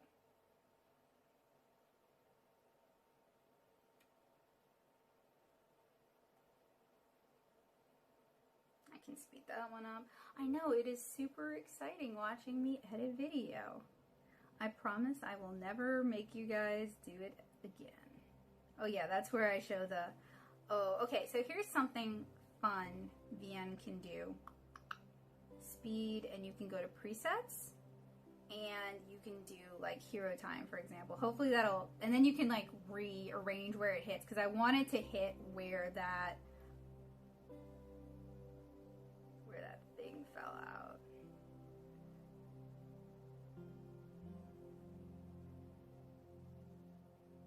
Like, wow. Almost. Oh, come on. Where does it fall out? Oh, wow. Where do you fall out? I know you fell out. Whatever. Oh, there it is. That's where it fell out. This is a different video. Anyway, sometimes it's fun to play around with stuff. I don't get super adventurous with it, mostly because I'm often cranking out vlogs at night and I'm tired, and there's only so much adventure I want. Girl, what is all this about? What are you doing? Oh, I could not even tell you. Speed. Not 6. 2. Speed 2. And then get rid of that input title. Okay, so then I'm going to go out. I'm going to rename it. I have a feeling I already did this. Like, now that I'm thinking about it, I'm going to check. So y'all get, I guess, a sneak peek of all the other stuff I'm working on. Maybe I just uploaded all the files. No, I didn't. Okay. All right, good. I hate redoing work. I'm lazy, I guess. Anyway, sometimes when you haven't opened a file in a while, it takes a while to reopen it. So what I want to do is I'm going to work backwards and just check and make sure that I've dropped the audio from... I know, very, very exciting.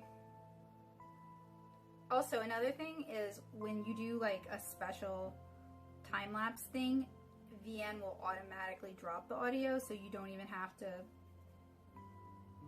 because it would be so funky sounding, because it's like montage, right? Where you have periods where it's real slow and it's real fast. Anyway, I'm gonna do that off camera and get back to y'all. Alright, so that looks pretty good. I am not gonna narrate this whole thing and make y'all watch, but I will show you how you can add music and narration or text. So up here, you have music, effect, record. You hit record, it does a countdown, etc. So I'll do one to demonstrate and delete it. This is just a test, just to give you guys an idea. It also shows you how your sound waves are kind of looking. It's mostly just an approximation. Okay, so you can split that if you want, if you talk too much like me. You can delete it right now if you want to. You can also adjust the volume. Let's say I want to keep it. Okay, but then I don't like it after all, whatever. You can always go back in and re-edit it, which is something I really like. For music, it's pulling from your own music library. So I would recommend if you're editing on your phone, you download some copyright-free music. Free Music Archive used to be good about that. YouTube Music Archive has stuff too. That's why you tend to hear the same music over and over again, is I'm working with stuff I legally am allowed to use. If you want to add text or subtitles, this is where you do it. This is what I usually do. Doop. Doop. You can change the color. You can change the placement. You can change the size. You can change the font. I think you can also download more fonts if you want to. Thing is, it's finicky about like overlapping text or having lots of text on the same thing. So that's just something to keep in mind. Something I really like is you can do picture in picture. Then you can also do like stickers, but I haven't messed with that too much. Maybe it's the best thing in the world. I do like the picture in picture, so you can select another video. Like here, we'll grab, that's from the upcoming AliExpress review I've got. So it's going to be processing for a while, so I'm going to pause it and get back to you guys when it's finished processing. Okay, so what's cool about this is you can, so it'll play independently. You can resize it. You can choose which one has the audio. You can delete it. So pretty cool. One more thing I'm going to show you guys is I'm going to go ahead and insert my bumpers. So I gotta find them in my 1 million. I'm looking for channel resources, I believe. Maybe I'm looking for Canva. Yeah, okay. Remove you. So that's my intro bumper. And I made that using Canva. I have a paid subscription, but their free is also really good. I highly recommend Canva. They've got a lot of video assets now too. So it's great if you're like me and you like nicer looking YouTube assets, but you don't know how to make them and you don't want to use Fiverr because you are morally opposed to Fiverr, or, you know, whatever your rationale is. Canva allows you to kind of make your own. And then I'm looking for channel resources, I believe.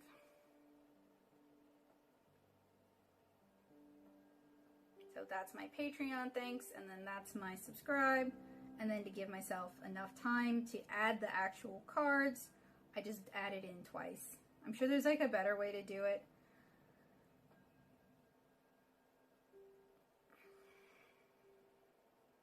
And it'll also let you import files you've already imported, so you don't have to worry about that either. And that's kind of a basic rundown of how I edit in Canva. I'll show you guys one more thing. Let me actually save this first in case it crashes, because that was an amount of work, and I am going to double make sure it's good.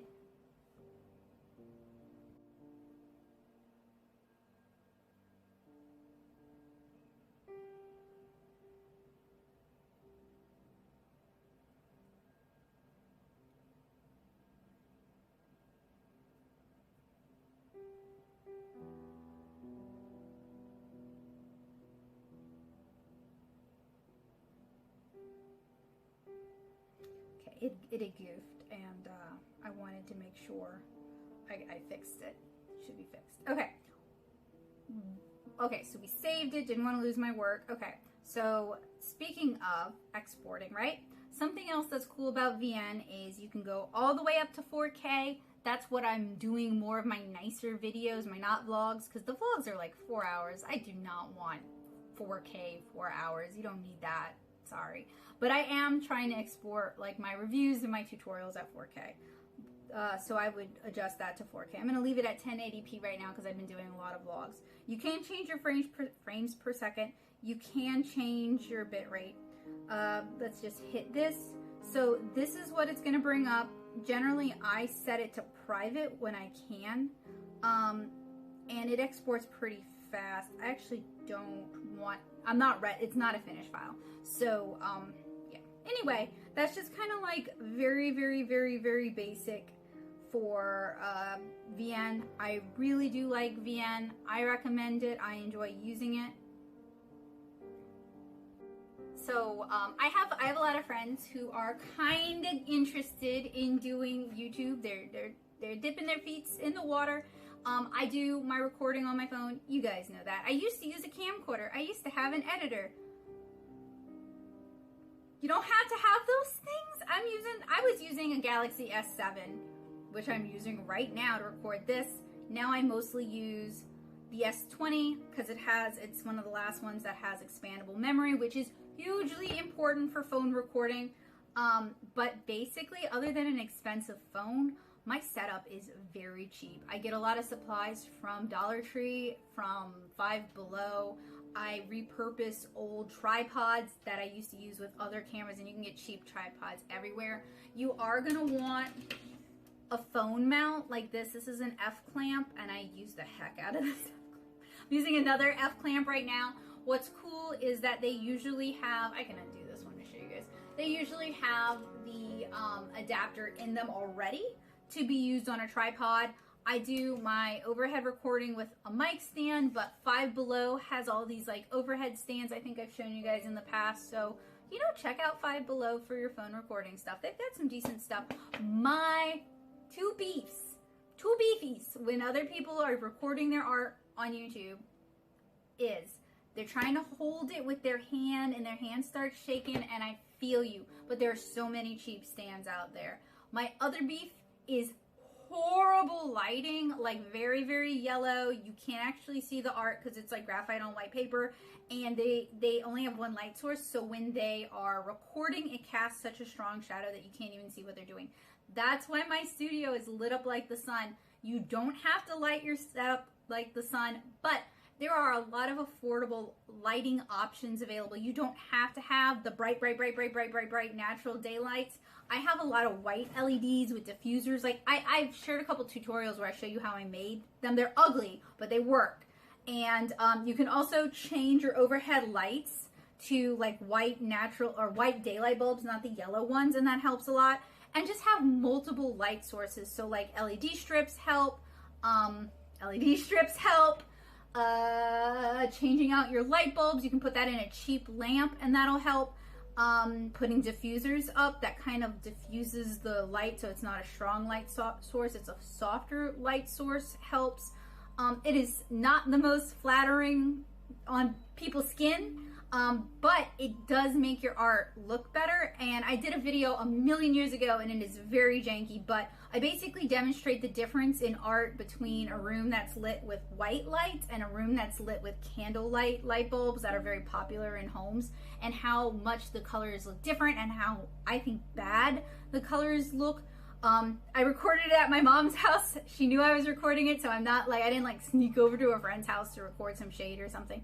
But I do think it's an important consideration when you're displaying art and when you're recording art. And no shade to anybody who's just getting started. I mean, like, duh, obviously I'm very much struggling. I'm still figuring stuff out. I'm not pretending like I just know everything.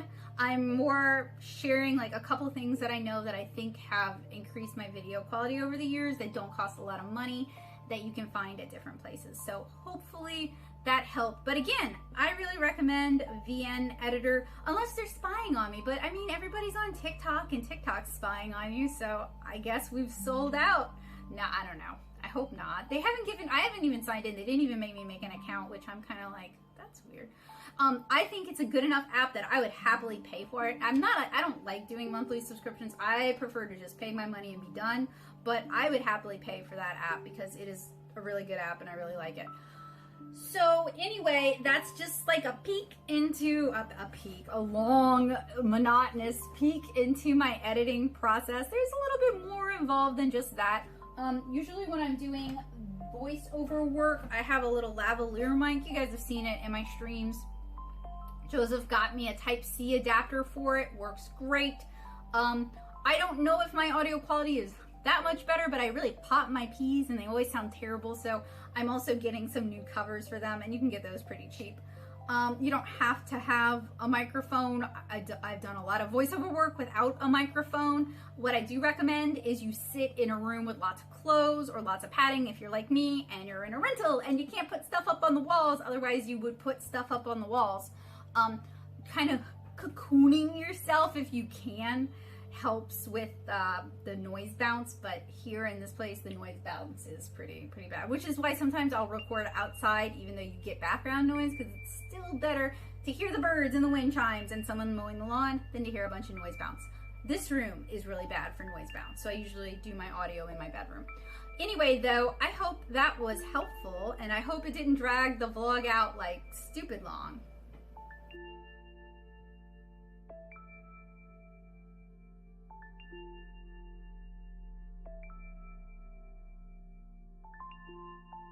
Okay guys, it's actually not that late. In normal nights, I might even start a new project by now. Sadly, this cute stuff is not my art. I was just admiring it. But I have to get up really early tomorrow morning because I need to bring my mom to the hospital for an elective surgery. She'll be all right.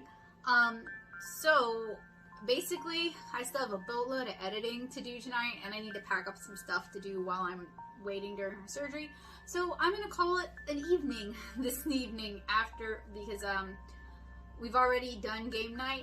What was the name of the game we played? Get a Grip? Yes. It's an okay game. I think there's a lot of potential, but the cards that come with it are mostly drawing cards or sculpting with clay cards, which, I mean, I draw every day, so I don't necessarily want to draw all during game night.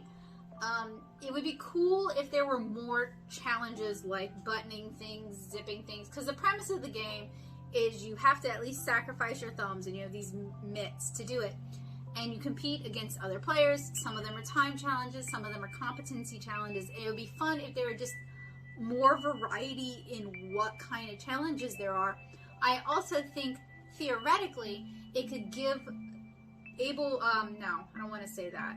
It could give people who don't have disabilities an appreciation, maybe a little more respect for people who do, because it could give you some insight as to how difficult or how much work it takes to become proficient at certain tasks. So, you know, it's kind of cool when games can also teach you other things or give you an appreciation for the world or teach you how to see things from a different viewpoint. And I think if the challenges weren't all sculpting and drawing, Get a Grip would lean more into that. So I know Hasbro is probably done with that game. I could make my own expansion pack, I guess, and have it full of more daily life challenges. But Hasbro, it would be cool if you did release an expansion pack that wasn't so sculpture and drawing focused and was more just daily practical task competition focused. Maybe there is one and you guys know, let me know down in the comments below. So I'm basically going to just kind of chill tonight, maybe do a little bit of doodling, pack up, do some voiceover work for some videos that are like kind of sitting in production limbo, and I'll see you guys tomorrow, but probably after we're done at the hospital. Have a good night. Well, I was kind of hoping I could take a nap today after being at the hospital with my mom, but I guess I'm going to be doing a Zim Pop unboxing stream instead. Don't worry, she's fine. It's an elective surgery. She just went in and wanted me to drive her there and back, so don't worry about her. But that's where I was today, and I had to get up early, so I'm pretty wrecked. But we're going to be doing a Zim Pop unboxing.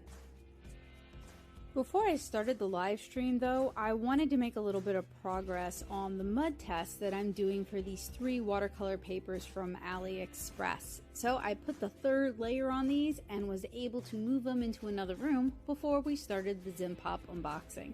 If you want to know how these 3 papers handle, you guys will have to keep an eye out for that video. It'll be coming out hopefully soon. Patrons get it first.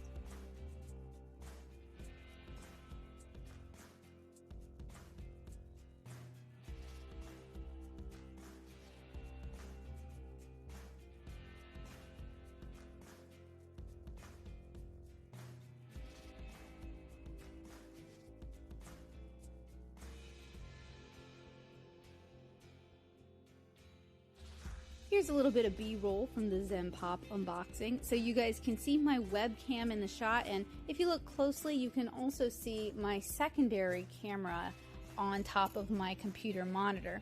So my goal with this unboxing was to just kind of compare Zim Pop against Inku Crate for people who are curious which one is right for them. Honestly, I was expecting a more drastic difference, but it kind of just boils down to your personal taste. Inku Crate has a lot of really cute items, but it tends to skew a little bit younger in terms of appeal. Zim Pop has similar types of items, but the designs on them at least appeal to me and a lot of other people I know. So it's really kind of your mileage may vary. And at around $30, 30 plus per box, it's definitely worth watching a few reviews to see if the stuff inside the box is even worth watching. I'm going to link the unboxing as well as the Inku Crate unboxing in the description down below, as well as in the cards if you guys are curious to check it out yourselves. Okay, y'all, so that wraps up my Inku Crate versus Zim Pop March comparison subscription boxing. I think I like the Zim Pop better still. I was super taken by that really cute little stationery set. Like, I want to make stuff like that. But those wraparound cards in the Inku Crate were also very cute. Quite frankly, one of y'all sub to Inku Crate next month and let me know, or stream it or something, because I want to see if Inku Crate is going to continue to have the same kind of quality they had in March, or if March was like a one-off, because March is a time when a lot of people join Japanese subscription boxes because, you know, soccer is season, and that's when we're like, oh, I want those things. I'm going to keep my Zim Pop subscription at least for a little while because they send really cute stuff, and Joseph's been writing a lot of letters, so yes, please send me more stationery. And because I guess I figure if I can't travel to Japan right now, Japan can come to me. Sorry. I'm so shot, and that's actually why I'm recording this like little, hopefully short vlog after, because I do want to do some watercolor painting tonight. So I got up early. For me, early. I got up at 8:30, which I'm not a morning person at all. Those of you who know me know I like work into the night. And I'd actually stayed up late last night editing a video about editing video, which is in this vlog. So hopefully that's interesting to y'all and useful and not boring. Anyway, I normally get at least 8 hours of sleep, but I am 100% not a morning person. Like, I can tell I'm having like mood problems in the morning so my solution is I just kind of keep quiet until I wake up fully. But I was bringing my mom to the hospital because she had some it's elective surgery, but it also helps prevent later problems. And I was her ride and kind of her support. So I did it, like, I'm happy to do it. I love my mom. I'm just not a morning person, you know what I mean? And I was reading ADHD 2.0 in the waiting room, and there was a lot of great, like, I was copying and pasting and sending it to my personal Discord of like stuff to ask my doctor about and stuff to try out myself and stuff for later. Like, they talk about using a balance board and how that strengthens this thing called the vermis, which is like, it runs down the center of your brain and it kind of helps with other connections, and it can help with ADHD symptoms, and how exercise is supposed to be great for ADHD symptoms, which I know, but I'm lazy. And, like, I've never been a yoga person. Joseph was a yoga person when we got together. Like, really big into yoga. I've never been a yoga person at all. But I have been getting more into, like, trying to relax and trying to create a relaxing environment that isn't this room that's lit up like the sun. Although I will be acquiring more fake plants because I do kill real ones. But I'm kind of starting to think, like, maybe a little yoga. Maybe a little yoga with relaxing music and nice smells. Like, maybe I could start working that into my, like, chill down routine. What I really think I need is probably, like, a morning exercise routine. And, like, to be real, I probably won't do that. And it's not that I don't have options. Joseph has a nice metal DDR pad. I could DDR in the morning. I could do yoga at home, following along with YouTube tutorials. I could ride my bike. I could go for a walk. Like, it is not that I don't have options. It's that I am lazy and I don't have a workout buddy necessarily. I think Joseph would do it in the afternoons after work, but I'm thinking to try and do it, like, as part of my start the day routine, so my brain starts off on a good foot. But frankly, any exercise is better than the no exercise I'm getting.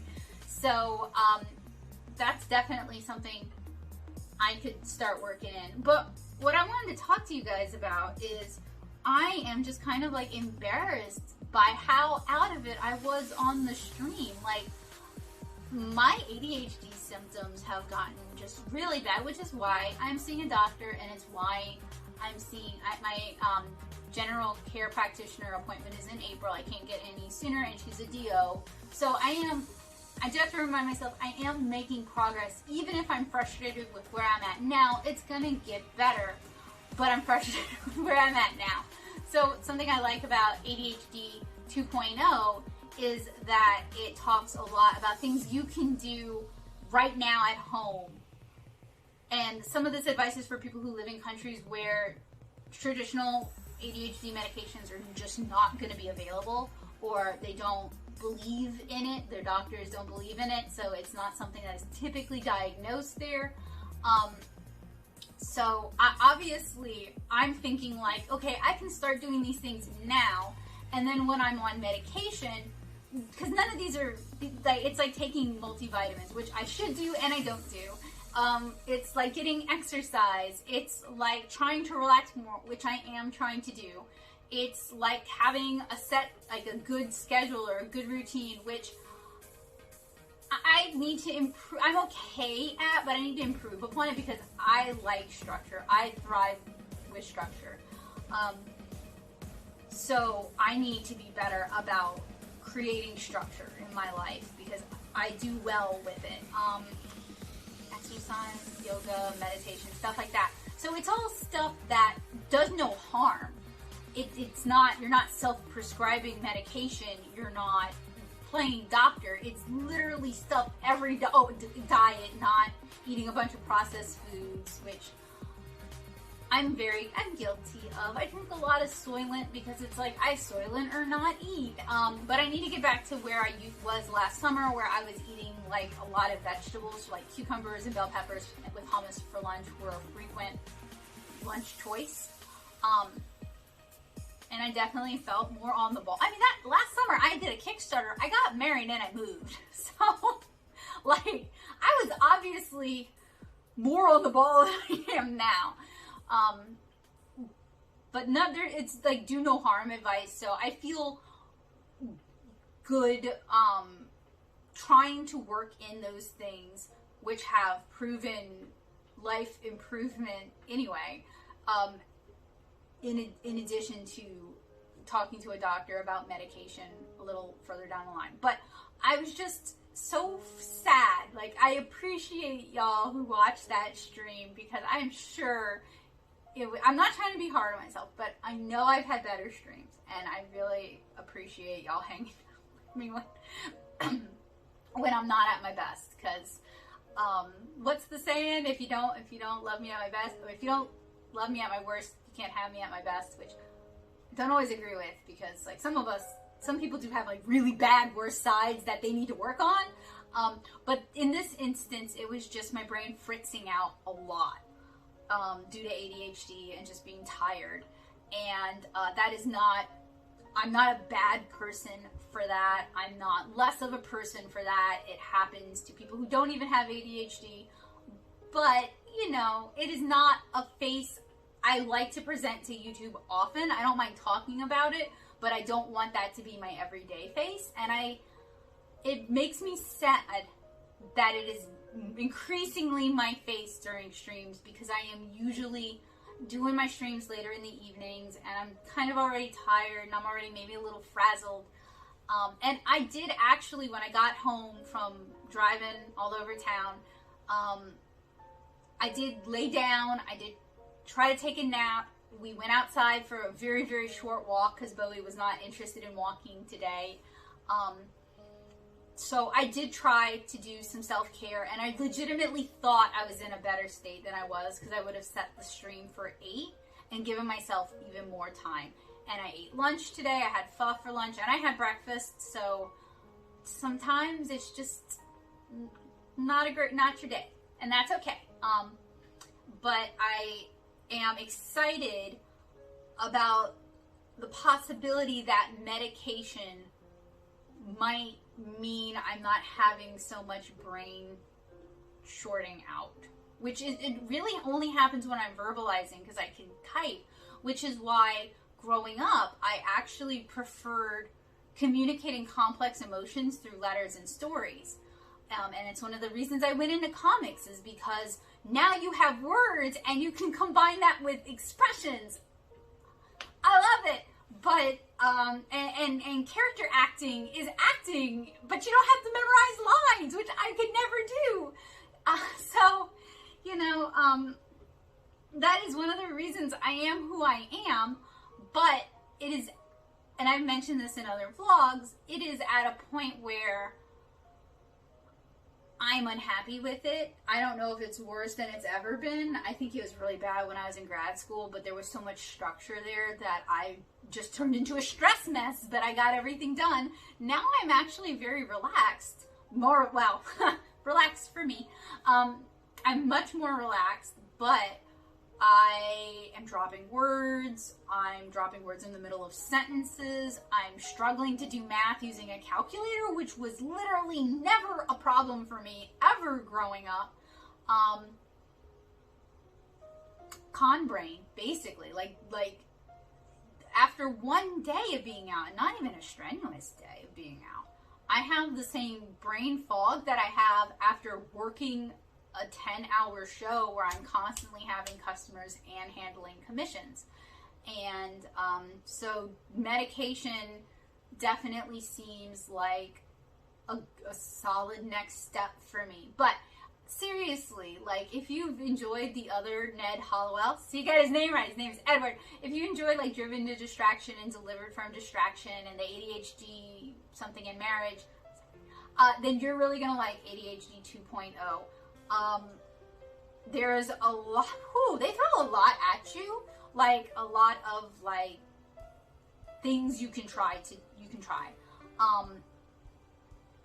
So I like that there's a lot of actionable stuff in it. It seems like a great solution for people who maybe even just have ADHD symptoms and they may not be ADHD, because a lot of what they suggest trying is like exercise, yoga, try a balance board, try changing your diet, self-assessment, and none of those are self-destructive things. None of those are things that are going to make your life worse for doing them, unless when you're exercising you get in a catastrophic accident, which you can't blame the book or exercise for that. It is just sad. It's like driving and you get in an accident, you know? So I'm like 33%. I've been reading it through Kindle, so on my phone. Or they talk about like limiting screen time, which is a weird one for me because I agree. And I really don't like how much of my life is virtual right now due to COVID. A lot of people are in this position, but I and a lot of other ADHD people really do need that physical interaction, that in-person interaction, to see people's faces, to see their expressions. And I genuinely think that is one of the reasons my career has not gone further than it has, is I do so well in person and I don't do so well online. I second guess myself. I read disinterest when people don't follow up. Whereas in person, I can tell from their tone of voice, I can tell from their body language, I can tell from their face what kind of along what they're thinking.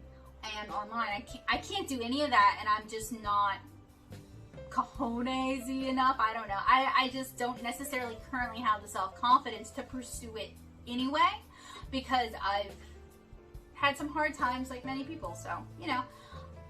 But that is something I am hoping medication and counseling can help me overcome, because I do think, and I'm sure someone will say that I'm bragging here, I do think I have a lot to offer. I think you have a lot to offer. I think most people have a lot to offer. And I would like us to be able to pursue the things that make us happy and things that we do, that we enjoy, that make others happy.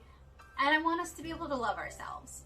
And I don't think there's anything wrong in striving to like yourself. And generally, I try to think of myself like a friend. You know, like, I used to have this really horribly abusive self-talk. I thought about myself, and I talked to myself. I wouldn't talk to somebody I hated that way. Like, I'm not kidding. I really hated myself, and I talked to myself like I was a terrible person, and I wasn't a terrible person. I was a good person who just struggled to get it together and didn't get a lot of outside help except from Joseph. And I just talked to myself like garbage. And I've really worked over the past few years to talk to myself like I would talk to a friend, like somebody I love, because I deserve at least that, you know? And I'm still work in progress. I'm still working on that, but it has helped a lot. It's helped with my depression immensely. It's helped with my anxiety immensely. It's helped me be a kinder person to other people. It's helped me work on loving myself. There's still times I hate myself, which I shouldn't, and I know I shouldn't, and you shouldn't hate yourself either, especially if you're trying to be a better person and you're working on yourself. But sometimes it's hard not to be very frustrated by the things we want that we can't accomplish, or the gaps in our life that we don't know how to scale. And if you don't have medical treatment, if you don't have a strong support system, if you don't have friends who know to look out for this and have the energy, because that's a whole nother kettle of fish right there, is the spoons to help you when they're struggling with it themselves. If you don't have those things, then it's hard to not fall into those traps. It's hard to pull yourself out, and that's something I had to do basically on my own. And I would not wish that on anybody. That was tough. But it also really helped color how I try to talk to myself, how I try to talk to you guys. I want, if there is a message now that I could give you guys, it would be to take risks with your art, to have confidence in your art, to be patient with yourself, to give yourself room to try new skills, to not hate yourself when you can't quite reach what you want right now, to keep at it. I want for you all the good things I want for myself. So that's kind of driven who I became in my 30s, you know. 35, because my birthday's next week, March 19th. 35-year-old Becca is a really, really different person from 25-year-old Becca, and 25-year-old Becca was a very different person from 19-year-old Becca.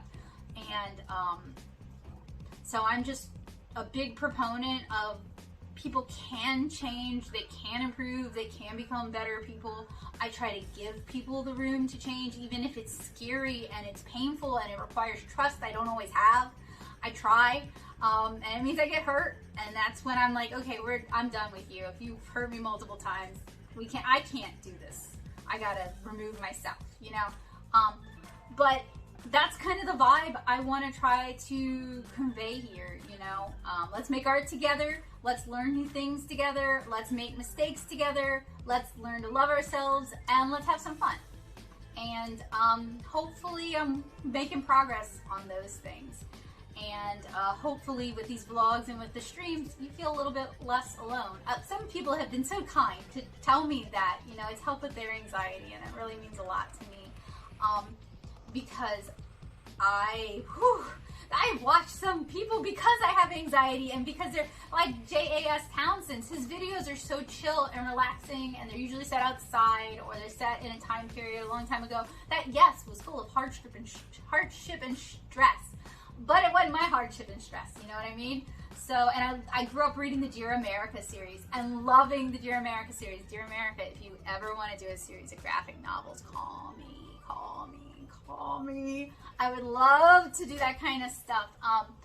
So like his channel is very relaxing and enjoyable and inspiring for me. And it just really, really means a lot that I can provide that for somebody else, you know, because this is a really hard time for everybody. And it's really frustrating to see big companies like Amazon, which, to be fair, I use their affiliate links as a source of income. Like, I'm not going to pretend. But they're this mega company. They don't care. They made so much money during this pandemic. Like, to see some entities doing super duper well, and then some people, like COVID, if they don't die of COVID, the pandemic itself is just going to grind them out of existence. And I definitely do fall into that latter category where they're, you know, not being able to socialize the way I'd like, not being able to do tutoring the way I wanted to, not being losing a lot of job opportunities and not knowing how to get myself back up. There are many times I feel like this is turning me into a ghost. So if I just talking to you guys and hanging out with you guys on YouTube, if that helps you guys, that makes me feel so good. Like, I keep that as a jewel in my heart, you know, that I matter and that I'm important to people I don't even know. That's a really cool concept, and that's something I've always kind of strived for, the kind of legacy I wanted to leave. I really, really, really would love if I could find my feet as a comic artist, if more people read my comics, you know, like, of course, I want that. Like, the story, Kara is a love story, but not like a romantic love story. It's all of the thoughts and feelings and emotions and experiences that I want to share with y'all, you know, just with a veneer of fiction. So, like, I always put my heart into things, and that's why I get burnt out so easy, is I put a lot of myself out there, and sometimes you don't get a lot back. But I've always wanted to leave a legacy of helping others and teaching others and opening the door for other people and making it more accessible, and not just for people younger than me, but people older than me, people of any age who want to do this. So, it just means a lot, and thank you. And Joseph keeps a document of kind things that you guys say during the chats and stuff, because sometimes I have bad brain and I get really depressed, and it just really means a lot to me that you guys would say such kind things. It is really amazing to feel like you can have an impact on people you've never met, a positive impact on people you've never met. And there are, not to get all parasocial, you know, but there are channels that I watch that have really inspired me and really inspired my art, and I've like felt revved up and fired up after watching their stuff, and have taught me things I didn't know, or made me feel a connection with a culture that I previously didn't know a lot about. So I appreciate that. I think that is one of the really cool things about YouTube, is that we individuals with a cell phone and a mic stand and a webcam, we can make things that make a difference to other people, and that is really cool. Alright, so yeah, I'm gonna paint now, and I'm gonna drink some water, and I'm gonna drink some tea because my throat hurts, and I will see you guys tomorrow.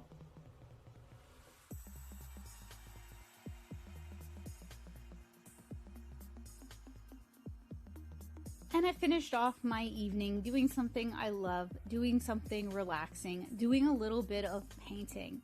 And I'm still working with some of the reference photos I took while I was at Banting. So I'm working on a series of painting tutorials that I'm going to share over on Patreon. I don't know how many I'm going to do. It's kind of as long as I'm enjoying doing this, I'll keep creating new ones that combine a drawing tutorial with a painting tutorial, usually with the goal of getting a little bit looser, at least for me. So here are some snippets from the drawing portion. I'm drawing these really vibrant red-violet calla lilies that really pop out from the yellow-green background.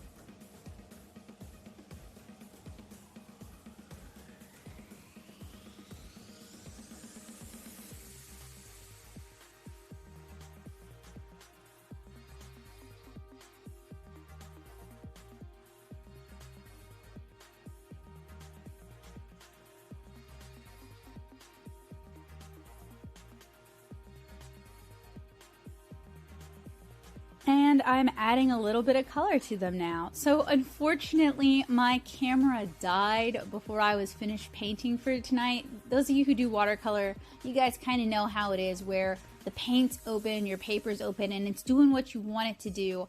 And if you just step away for 30 minutes to charge your phone, it's not going to do those things anymore. So I did add in some details that I wasn't quite able to capture on camera, but I hope this will be enough to give people the idea and hopefully the confidence to try painting it themselves. So this is a wonderful way to kind of relax in the evening. My only regret is that it does kind of chain me to my drawing table, and I'm not able to hang out and relax with Joseph as well as if, you know, I wasn't chained to a drawing table. But I do enjoy wrapping up my evening by painting, and I hope you guys are looking forward to seeing this tutorial over on Patreon. So that was my Wednesday. I hope you guys had a good Wednesday. I was glad to share it with you guys with the Zen Pop unboxing. I'll see you guys again tomorrow.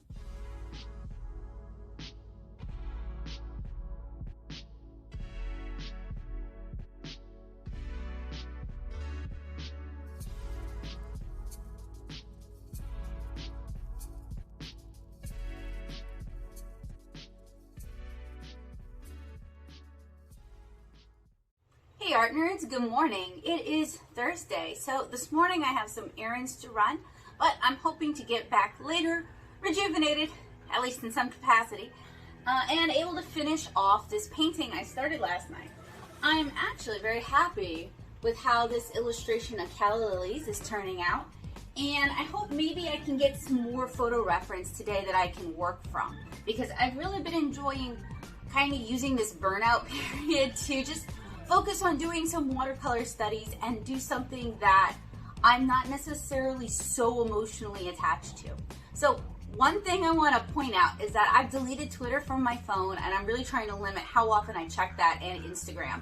Unfortunately, the algorithms on both kind of penalize you for not posting and not engaging enough.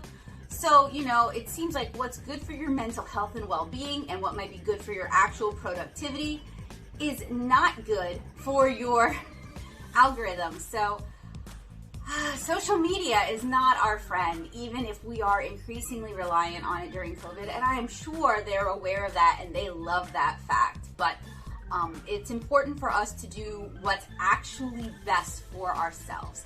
So I wanted to show you guys my super cute sweater. I ordered this from Carmico. They've been out of stock off and on forever, but I managed to catch it like right at a restock. I jumped on it, and it is very cute, and I love the color. I love this kind of color green. I like yellow greens a lot. You guys see it a lot in my work, and I love mushroom motifs. In fact, I love them so much that when I commission people to draw Kara, I'm like, please draw her with anything else, because everyone apparently loves mushroom motifs, and if I didn't specify that, I promise you I would get like 90% Kara with mushroom commissions, and I'm plenty capable of drawing that myself. Mostly because that's what I like to draw. So, anyway,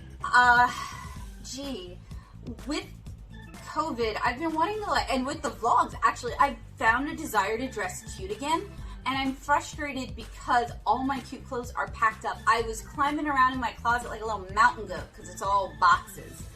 Because we rented a pre-furnished rental, so all our stuff had to go somewhere, which meant boxes in a closet. and most of my clothes are like piled kind of where I can't get them. So I'm like scrambling around, trying not to fall, looking for something cute to wear. Because honestly, I'm tired of wearing jeans. Like, people who know me know I'm actually not a jean person at all. I'm a dress, I'm a skirt, I'm a shorts, I'm a yoga pants person. I am not a jeans person. But on that note, I was kind of thinking about going out and looking for some mom-waisted jeans today.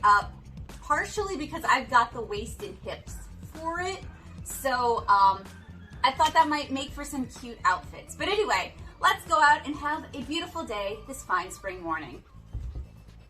So fear not, that siren noise doesn't actually signify anything other than plant workers going off to lunch. But it is a daily occurrence. I wish they said something about it in the newsletter. We had to find out by asking neighbors, and y'all should know I'm not a big fan of like finding things out through the grapevine, because that's how you find out misinformation. So what I was kind of hoping to do before I leave, is I wanted to, if I can find what I'm looking for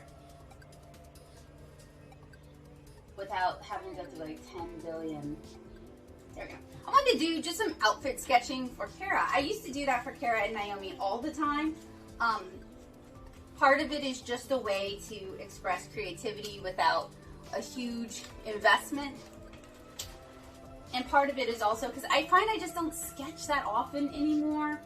I think a lot of that is due to the burnout. I just haven't had a lot of ideas, or when I have ideas, I'm not in a position to actually utilize them because I'm out and maybe I didn't remember to bring my big old honking sketchbook with me because I'm the one driving.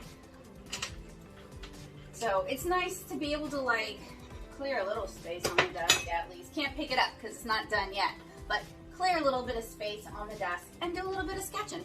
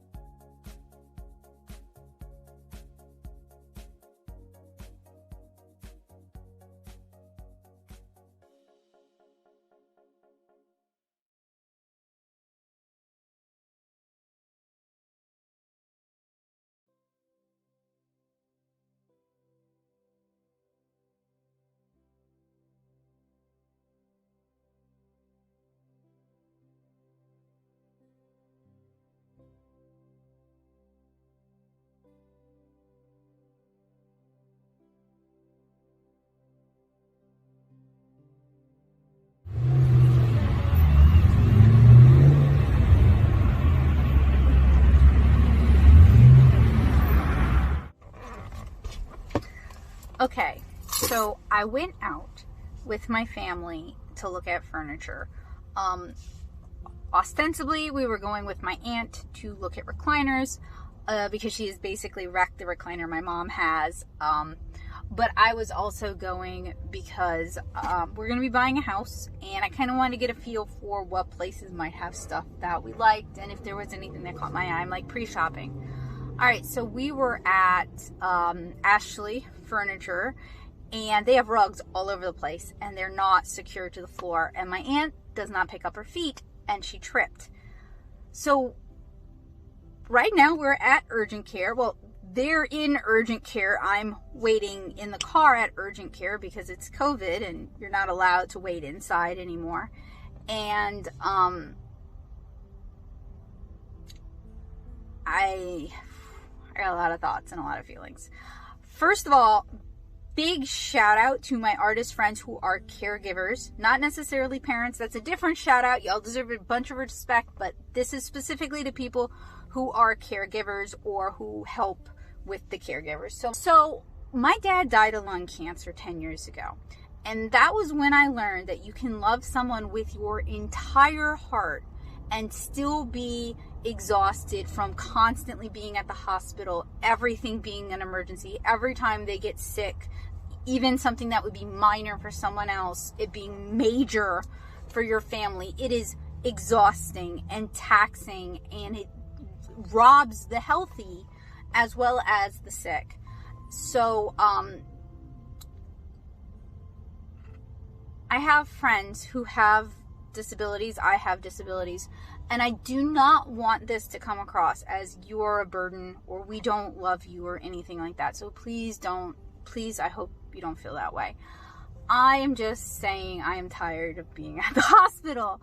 I have been at the emergency room so many times this year, and I have not even been sick once, which is great. Like, I'm very fortunate. Like, when I have to be real careful with what I say, because I tend to be a spicy feral kitten. I tend to say things and then I hear how they sound and I'm kind of like, oh, that's not really how I meant it. My emotions tend to be stronger than my common sense sometimes. So I want to be careful with how I say things because I'm not looking to hurt anybody. I don't want to hurt my aunt. I'm not looking to hurt any of my friends with disabilities who are in and out of the hospital themselves. But I also have valid feelings of frustration with how often we are in this situation. I'm not upset with her. I'm like really annoyed because all of the furniture stores we went to, and I'll name drop, I don't care. So we went to Hermit Mints the other day. We went to Scandinavia today. We went to Rooms to Go the other day, and we went to Ashley today.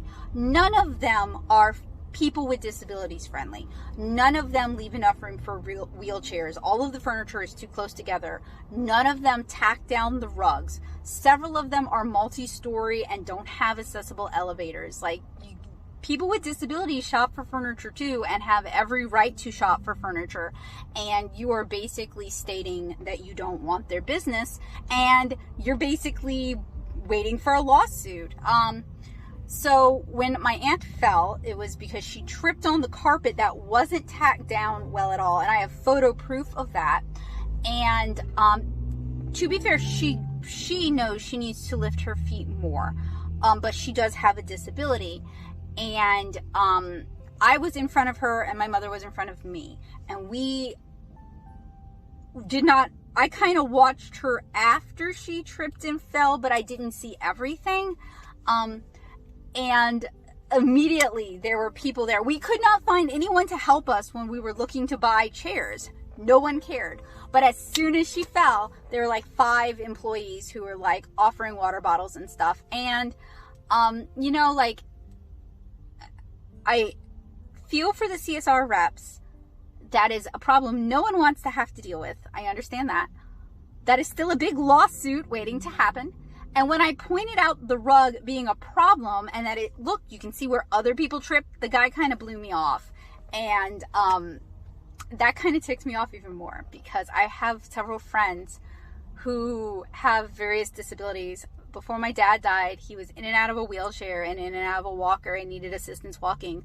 My aunt has frequently needed assistance walking, and there have been times when she was in a wheelchair and she was in a walker, and that's like, okay, I am tired of being at the emergency room. I am tired of this being my life, but that is just life. That is life when you have a disability. That is life when you are a caregiver. That is life when you are close to someone with a disability. So that's fine. Like, it's not fun, but I'm used to it.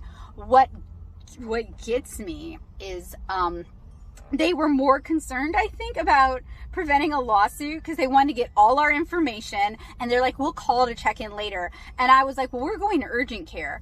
And they were like, oh no, you don't need to do that. And it's like, oh, you don't tell somebody who fell in your store that they don't need to go to a doctor to get their shoulder and leg and head looked. Like, you just don't do that. You like, that is not a good look. So I was hoping to get work done today. I've been able to edit video a little bit on my phone while I wait. No one plans for urgent care, so I didn't really bring a lot. You know, from now on, if I'm doing something with my mom's side of the family, I'm just going to bring a bunch of extra stuff. I'm just going to be a turtle hermit and bring lots of stuff to do because, I can't even be useful to them right now. Like, I'm not allowed to wait with them in urgent care, which I respect and I understand. It's COVID.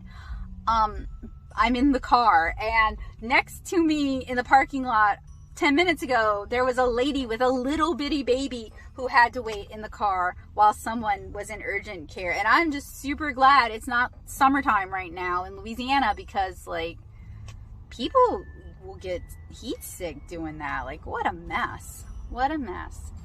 So, I don't know.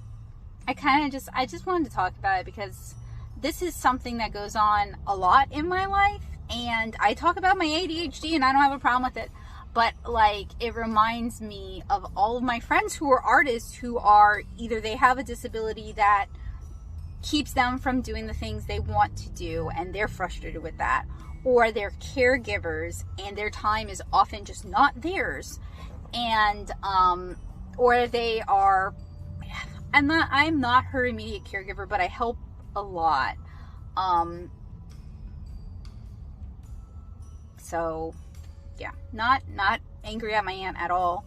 But I am frustrated with the situation. And so the thing is, when Daddy was sick, I felt frustrated like this, and then I felt really guilty about being frustrated.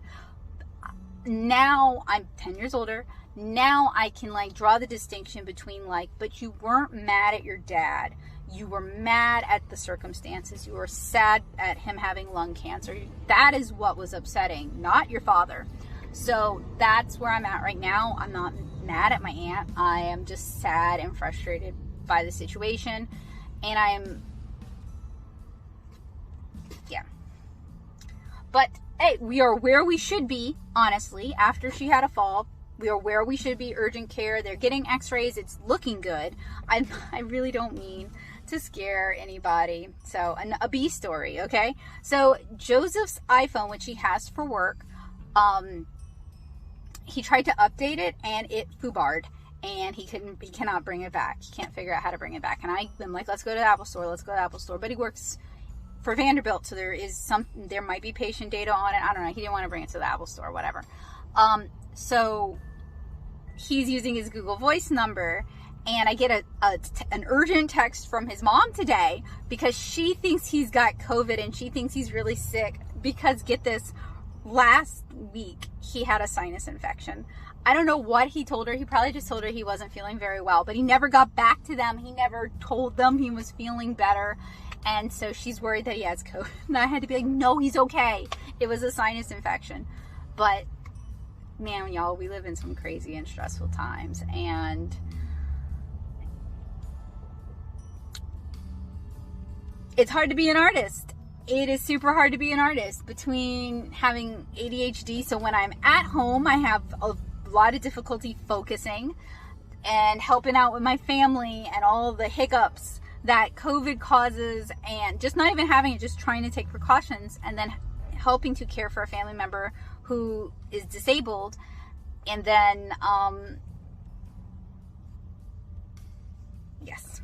Anyway, I know I rambled too much. I guess what I really wanted to say is, like, I see you guys, and there's so many times I've wanted to talk about this as it affects me. I cannot speak for my aunt, and I'm not, like, trying to, like, out her. That's the other thing, is, like, you don't want to out somebody else. You don't want to reveal information they're not comfortable with other people knowing, but it also affects your life so greatly that it's something I think goes not talked enough about. And I have friends who are artists and are parents, and they have, like, some of my friends I just have so much respect, and also so much, I don't want to say empathy or pity or compassion. Like, I know they're having a really hard time, and my heart goes out to them, because it's also, like, in the US, if you're a parent and you're struggling, you're having a hard time for whatever reason, you're not really supposed to talk about it, is how it's treated. You're not supposed to complain.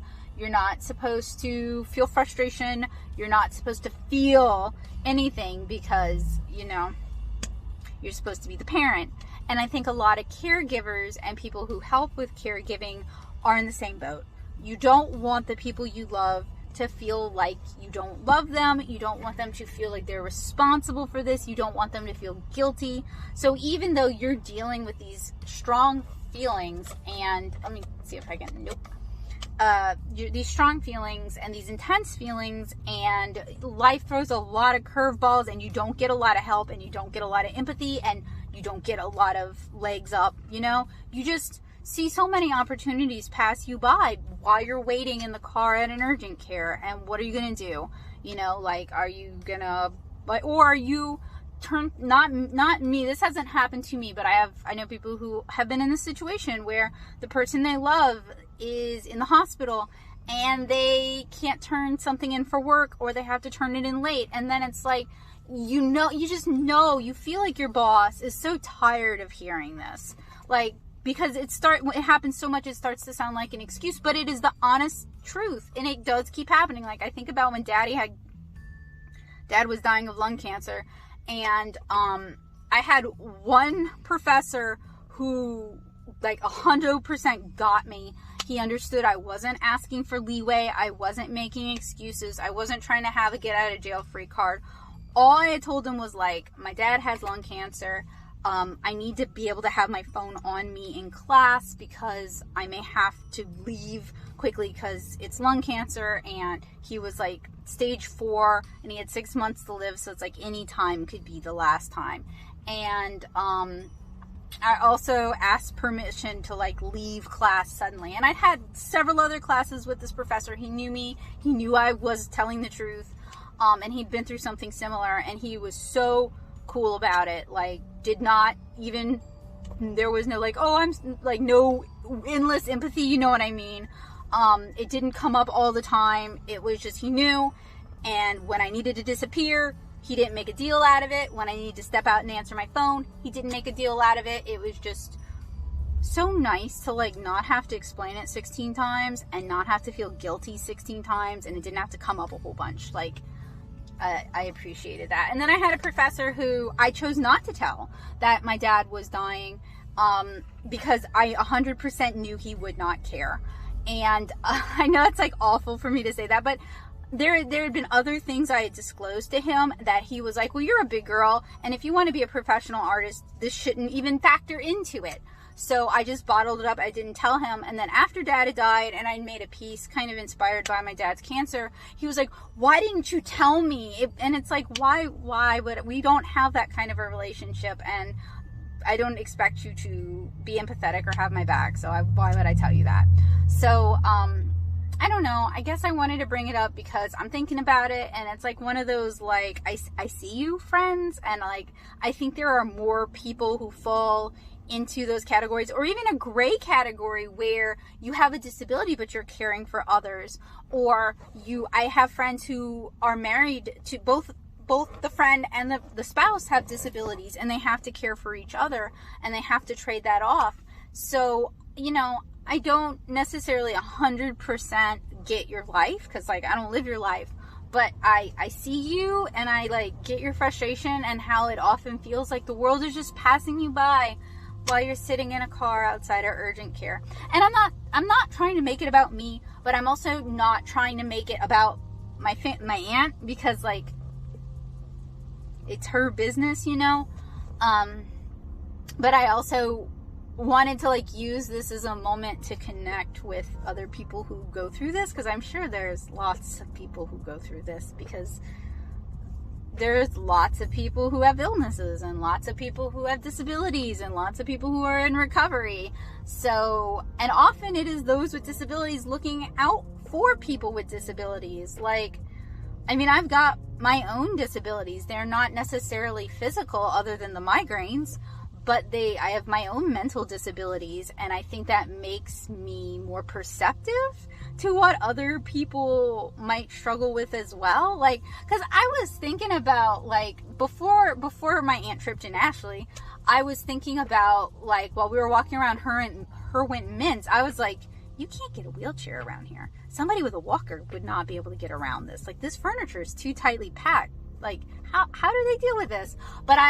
And then in Scandinavia, I kept banging my legs on like wooden furniture that had sharp corners and stuff. And I'm like, oh, this would be a nightmare if you have a walker. This would be terrible if you have a cane. You know what I mean? And it wasn't until she tripped that it was just like, I was done. Like, I was done. It's clear, like, whoever plans the floor plan doesn't care, or they just don't think about that. And I'm sure every one of my friends who is in a wheelchair, or is in a walker, or sometimes needs a walker, or sometimes needs a wheelchair, is like, well, duh, Becca. Like, is this the first time you've ever noticed this? And it's like, yeah, I'm sorry. I'm sorry. Yeah. So, that's how my day's going. I'm not gonna get anything done today. Alright. Okay, so I am finally home from my very, very long, much tired day. Spending time with my family is always an adventure in ways that I just cannot possibly foresee. So what I'm hoping to do, it's about 9 o'clock at night. I got home about an hour ago, ate some dinner, chilled out. What I'm hoping to do is I'm hoping to finish this Calla Lily painting, which is almost done. I would like to finish the AliExpress review and schedule content for tomorrow. So that would be the Kara page, and Saturday, which would be a YouTube update.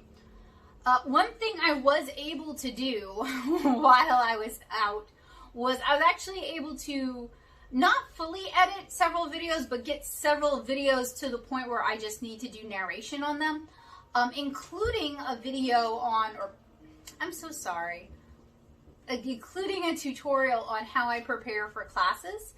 People have asked. I've tried to explain. I think I've got some like interesting insights to share as someone who draws and teaches and doesn't necessarily have a curricula, so I kind of forge my own path, which is cool. But it also means you're often inventing your own materials, which is still pretty cool, actually. I like that. So it wasn't a total wall. Oh, and I picked up so many cute shoes. As well as some materials for a project for this wall here. So, I should have, well, maybe Mom has hot glue. Anyway, let us try and finish the day off at least fairly strong by finishing this and finishing the AliExpress paper review and scheduling videos. I'm so sorry.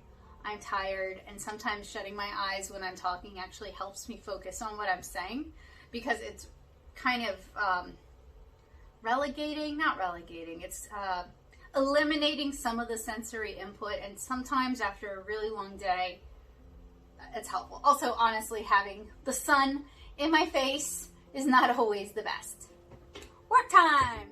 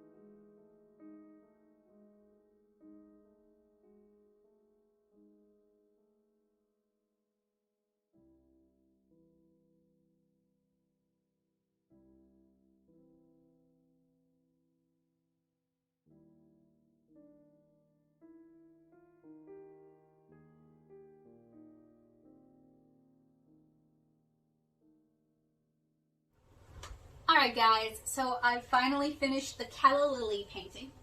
Let me actually show y'all. There will be a full tutorial for this on my Patreon at some point. It will not go live on YouTube, so if you're interested in learning how to paint your own beautiful Calla Lily and utilizing my reference, please head on over to patreon.com and consider joining us for the month.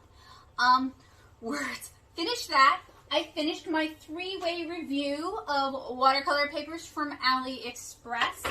I scheduled my Kara page, and I'm in the middle of scheduling Saturday's video.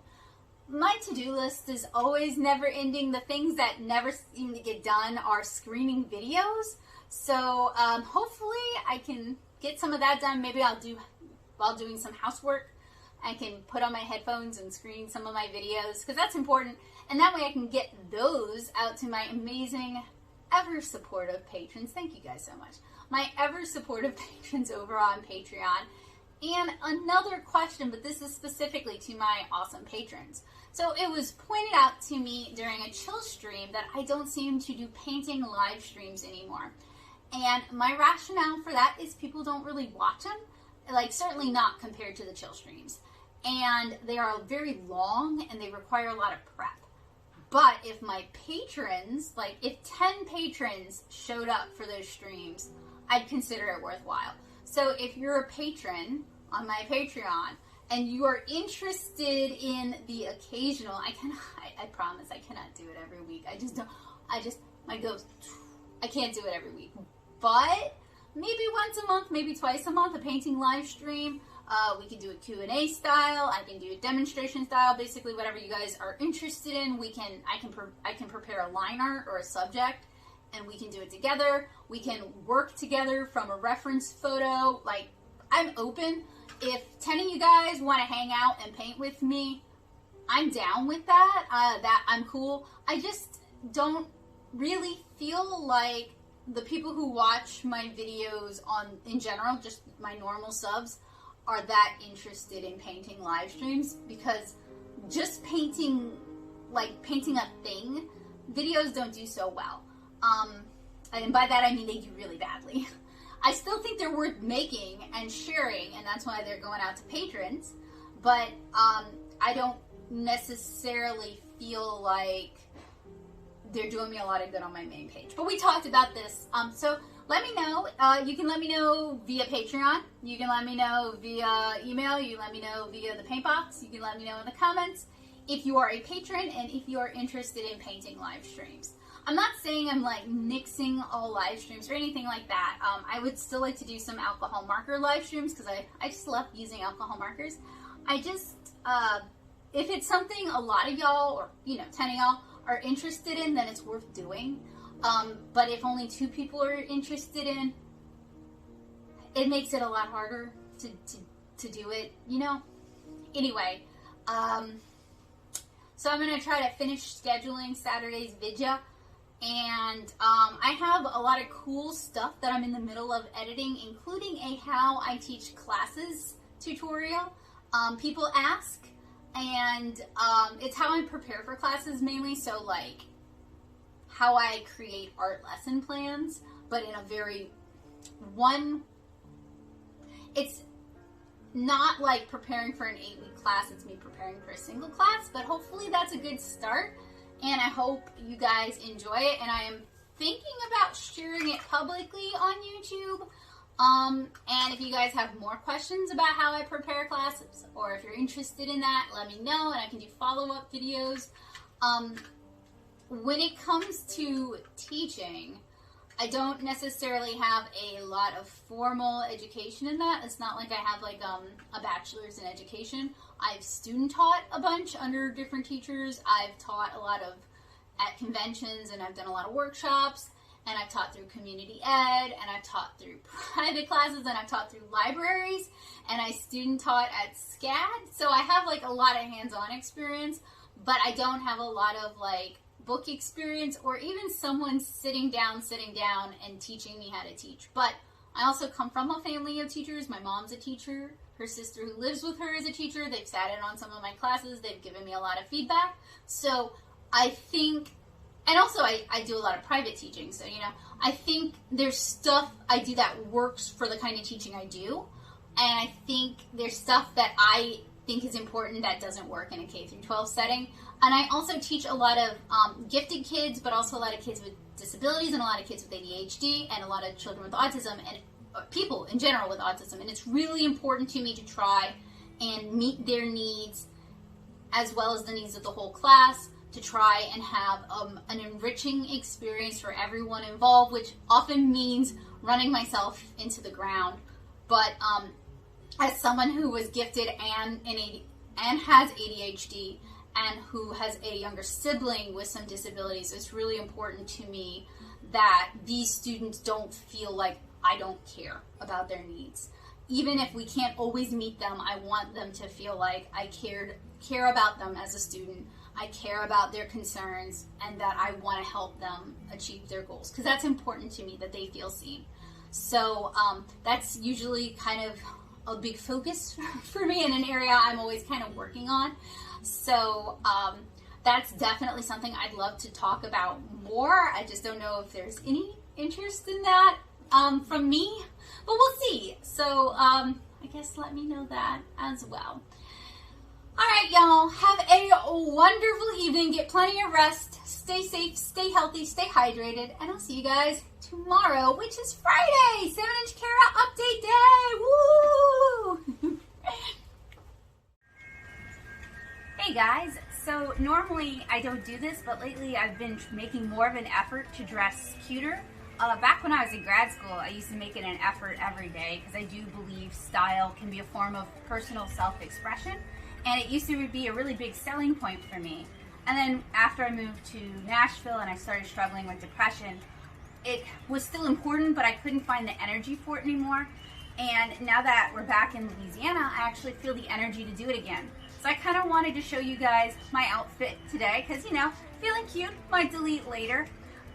The only downside is with COVID, we got to cover our faces when we're out. So even if I did wear makeup, I just wouldn't at this point in time. But I have a really cute mask now too. So hopefully I have like an actual cohesive look. But the weather is actually really, really warm today. It's like high 80s. So it's actually perfect to wear a dress or shorts and just kind of enjoy the weather. So just wanted to show you guys because I thought I looked pretty cute today.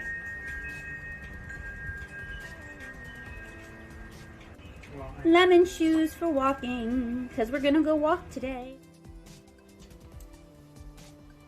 Oh, hey art nerds! So I got back from taking a walk, a mile walk at the park, and it's pretty late. Today has gotten away from me, but I haven't done no work. I've just done very little work. It's so hard to concentrate when spring is sprung and it's beautiful out. And I just want to be outside looking at plants and flowers and enjoying the spring sunshine. But, you know, there will be plenty of time when summer is so dang hot that you just don't want to go out at all. So, it is 7:30. It's my mother-in-law's birthday. Happy birthday. Sorry, the words got a little jumbled there. And, it's a Friday. And, next Friday is my birthday. And I would say a prize to whoever can guess my age, but I've been talking about my age pretty much, so. But we're doing a crawfish boil, I think, for my birthday, a seafood boil. We're not doing it ourselves this time. We're gonna order it in and eat it here. And I'm looking forward to it. I love boiled seafood. And I can think of very few finer ways to spend a birthday than cracking some crawfish and eating some crabs. So tonight, what I'm hoping to do is, gosh, there's just so many things I ought to do, but I think what I want to do is screen some of the videos so that I can actually start sending them out to patrons and getting them scheduled, and maybe paint another flower illustration. I've really been enjoying doing those. I showed you guys the calla lilies I finished. So while I was out today, I saw some really beautiful hibiscus flowers. Those would be fun to paint. I have some bright orange calla lilies that I could paint. I have some really beautiful camellias that I could paint. So, you know, the world is your flower oyster. But, yeah, I guess I was hoping, I think, to pencil this. I'll put this aside, I'll pencil it tomorrow. It's a really cute illustration of Kara and Tanner when they were kids, camping with Kara's family. So it is something I'd like to get to. I also have this cutie pencil that I should ink and marker. And then I also have a bunch of Copic sketches that I want to fill with different alcohol inks. So, you know, I always have stuff to do. And something cool, so the Hippie Crafter, or Hippie Crafts, I'd have to double check, I'm sorry, my brain is shot. Thankfully this is just the vlog and not the actual video. They contacted me and asked if I would be interested in taking a look at some of their products. And they sent me their epoxy resin kit, which I'm really excited about because I've been kind of flirting with the idea of doing some stuff with resin. Not you know, mass production. I have friends who do dice, I have friends who make barrettes and stuff, and a lot of respect for you guys. I don't have the patience for that. But, for a chill stream, I think that would be a cool thing to try. I don't have any molds, but I have glitter and I have alcohol inks that you can use to dye resin. So I've got everything but the mold. So that'll be one coming up that I'm kind of excited about. They also sent me a tie-dye kit, which is cool. It will be cool to compare it to the, I think it's called Be Creative kit I looked at in the past. And this time, I think I want to just, if I get to pick, I want to just dye like lengths of fabric because I feel like that gives me more options with what to do with it. And I also received some brush alcohol markers to take a look at. I think Artify sent those. So this is unusual for me. Companies usually don't send me stuff. And you know, it does give me a chance to talk about products that I might not have picked out but ended up liking. Like, for example, there was a time where I was like, I am not doing the Ohuhu brush markers, blah, blah, blah, blah, blah, blah. And I ended up doing like a fundraiser on my coffee to fund getting the Ohuhu brush markers, and I ended up really liking them. So sometimes this is a chance for me to find out about art supplies that I might have initially passed on for one reason or another. And it gives me a chance to play around with them and talk about them. And if they're great, introduce people to them. My caveat with any product I talk about that's sent care of is that I need to be able to give as honest a review as possible. So if I don't like the product, I need to be able to say that. And I've been fortunate in the few instances that I do a care of product, that the companies are usually like, yeah, we just want feedback. We just want to know how to make the product better. Like, I am always on board with that because it gives, I like when companies want to make a better product, that they want to offer something different, whether it's a price point or they want to innovate on something or they're trying to go into a new market and they ask artists and crafters for feedback. Because I feel like they actually care about the end user's experience. And that's like always my complaint when I am reviewing inexpensive stuff, is often like, who is this for? And why are you making this? And when they actually solicit feedback, then it's like, okay, this is a product you care about. You're not just making XYZ to compete in this market. This is something you're interested in supporting. So I'm pretty excited about those. And yes, tired. Yes, let's get to work. Yes, and you know what? I should go drink some water. I should hydrate because I have not had nearly enough water today. So hydration first, and then let's get to work.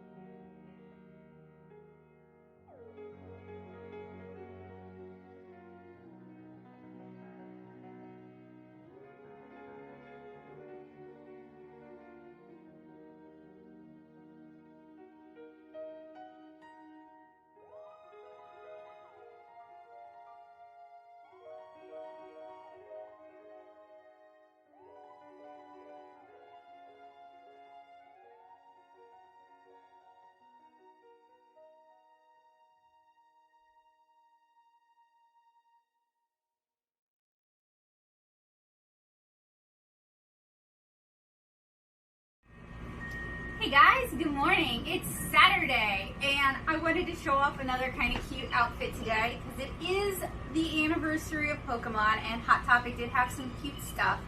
So I got a cute new t-shirt because when it comes to Pokemon, I have drawn a lot of Pokemon, and while I never played the games myself, I was really into the card game and really into the cartoon when I was a kid. So today I'm going to do a little bit of painting inside, and then we're heading off to the Gonzales Sanama area. We're heading to the, is it the Cajun Village? Okay, we're heading to the Cajun Village. I'll show that to you guys, and then we're going to go have some gumbo with Joseph's parents. So let's get to work.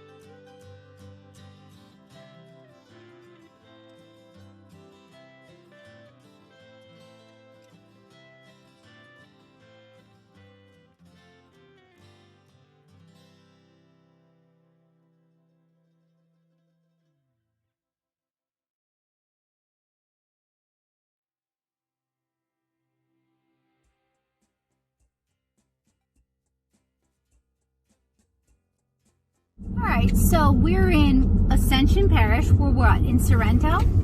I think we're technically in Sorrento. This is the Cajun Village. So they have a beignet place, called the coffee shop. They've got a cell phone going off. They've got a candy store and some other things. But what's cool is that they have a lot of historic buildings that they've brought here. Yeah, now's not a good time. Alright, bye. So unfortunately, I just found out they close in 10 minutes. So we'd actually gotten held up by an ASPCA guy who wanted to talk for 30 minutes. Otherwise, we would have been here sooner. But you do want to dedicate some time to it if you're coming out here. So that little one is the candy shop. That's the gift store. They have a pottery place in the back. And then they've got the coffee shop here. And then I'm not really sure what that is. So unfortunately, the beignet place seems to close at 4 and everything else closes at 5. So if you're heading out this way, head out a little early and I guess don't make any pit stops where you might get sidetracked.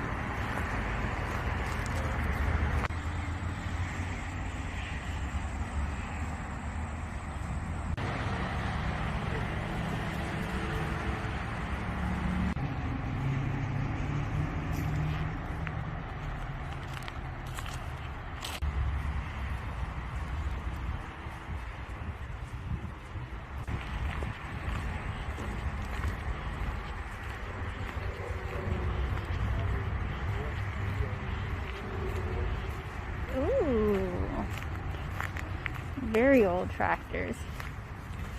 Very, very, very, very old.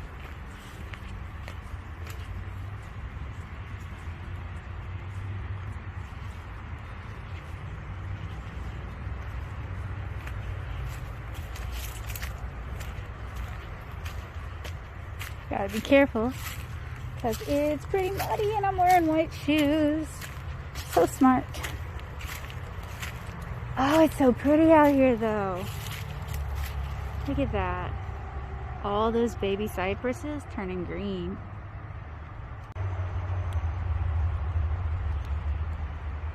Okay, so you'll see all those palms.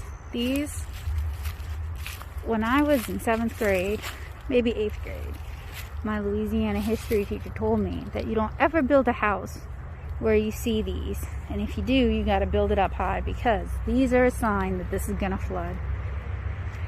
And in St. Charles Parish, I see a lot of new subdivisions going up where these once lived, and then people want to know why their house is flooding. You got to listen to what the land tells you, because if you don't, you're never gonna beat the land, not really, and there's kind of no point in trying. Ooh, look. That's a crawfish chimney. So they do those when it's wet and soggy, like it is now. You can see 2 bigger ones. And they do that so they don't drown to death, basically, because they breathe air. And these look like they are little wild blackberries.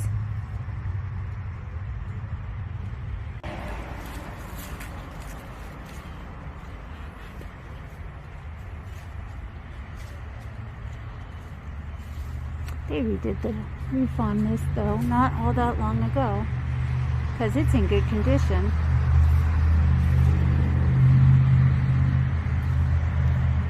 Okay, so back in this direction. Ooh, I gotta watch those bees. Come on, friend.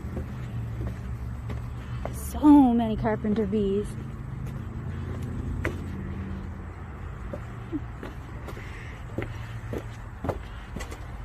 And that would be a bathroom.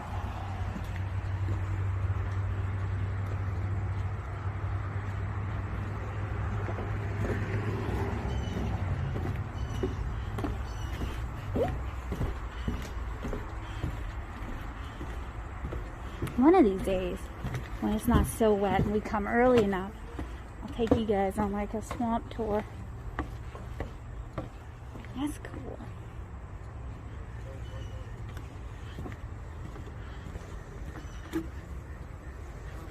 And they got the AC units, so they must do something with these.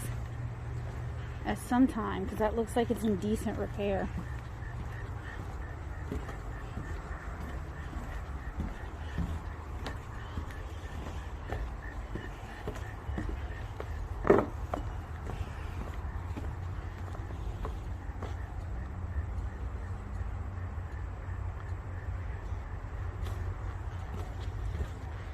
Oh, they're out today.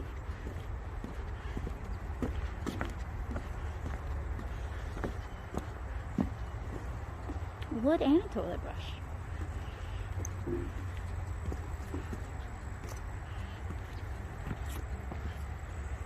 You know, they could probably bum rush this fence and we'd get a snack. Uh-oh. Trying to get his good. Joseph, what are some of your memories? Because this isn't too far from where you grew up. What are some of your memories of coming here? I mean, we didn't come very often. We would just pop in every now and then and get breakfast or whatever with family. What would breakfast normally be? I mean, we would get beignets sometimes, but usually just eggs. Just eggs? Yeah. Yeah. Did y'all ever go to the candy store?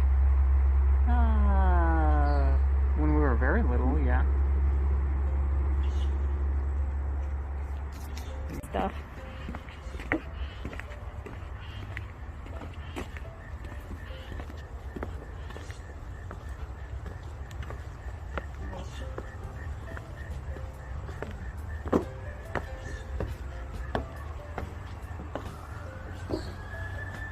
Ooh, they're gonna bring something here. This is gonna be black market provisions.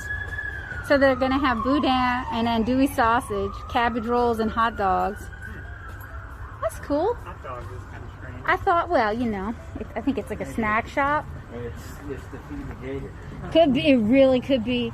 Because I noticed they had a new AC unit. I guess eventually they're going to do something with this place as well. Video of him actually moving his head right when he moves. The further back one or the big boy? No. Ooh.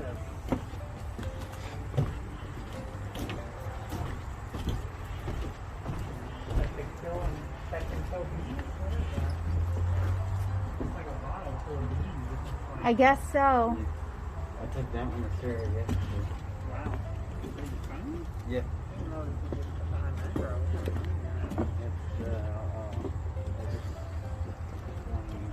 Hey, Joseph, go in the bathroom. I just want to see if it's a I think I've used it once. old-fashioned or new-fashioned. I'm betting It's it's a regular new. toilet. Yeah, okay. Oh, yeah, it just looks old on the outside, too. It's not even that old. Used it once or twice. A modern convenience. And that's the senior center, the visitor center now. Have you ever been to the visitor center? No. We should go sometime.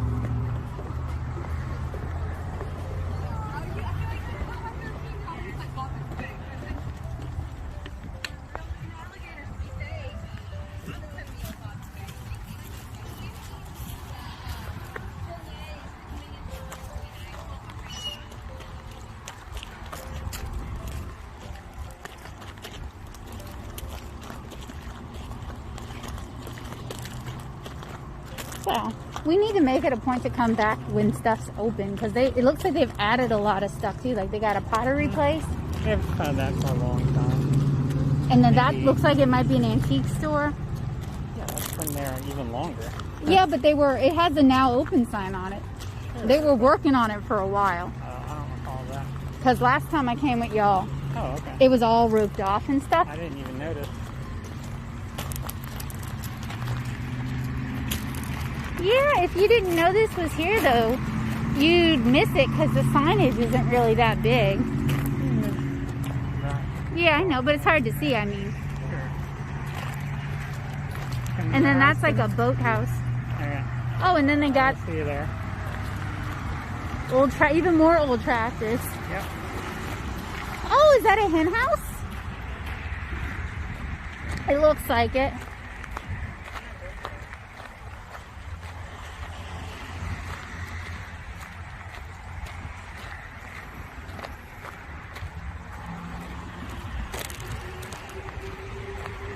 yeah, this place is cool. If you want to see how many Louisianians really lived, like your average everyday people who are just living their life, this place is cool. But I still want to go to Vermilionville where they do all the reenactments, and it might be getting to be the time of year for it.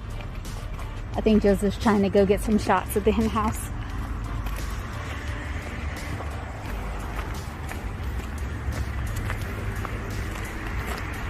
Yep.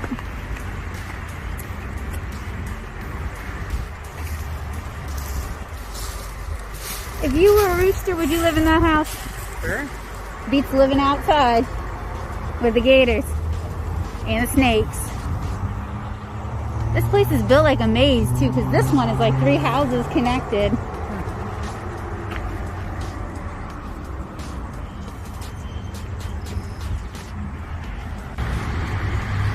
Okay, so that was our very short trip to the Cajun Village. We're gonna have to come back another time when stuff is open so we can actually see how cool this place is. But if you're in the area and you've never been, you should come on down. You should check it out. There's a lot of refurbished historic houses. It's a great way to see how people in Louisiana really lived, and some people really still continue to live.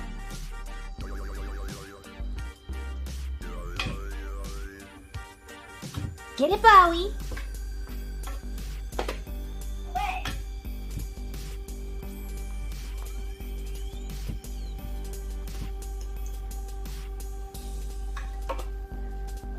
Good boy. Oh, did he hit it? Yeah. Good boy.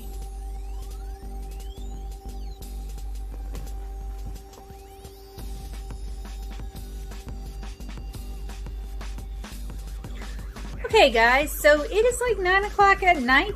I still need to edit this video. I actually need to go ahead and render out the How I Teach Classes tutorial. I finished editing that today. So I'm gonna call this vlog it. I'll edit this and edit my week vlog and get that uploaded and render my How I Teach tutorials and maybe do a little bit of sketching. So tomorrow is Sunday, and tomorrow is the start of a new week, and it also marks the start of my birthday week. Yay! Happy birthday to me! With my birthday being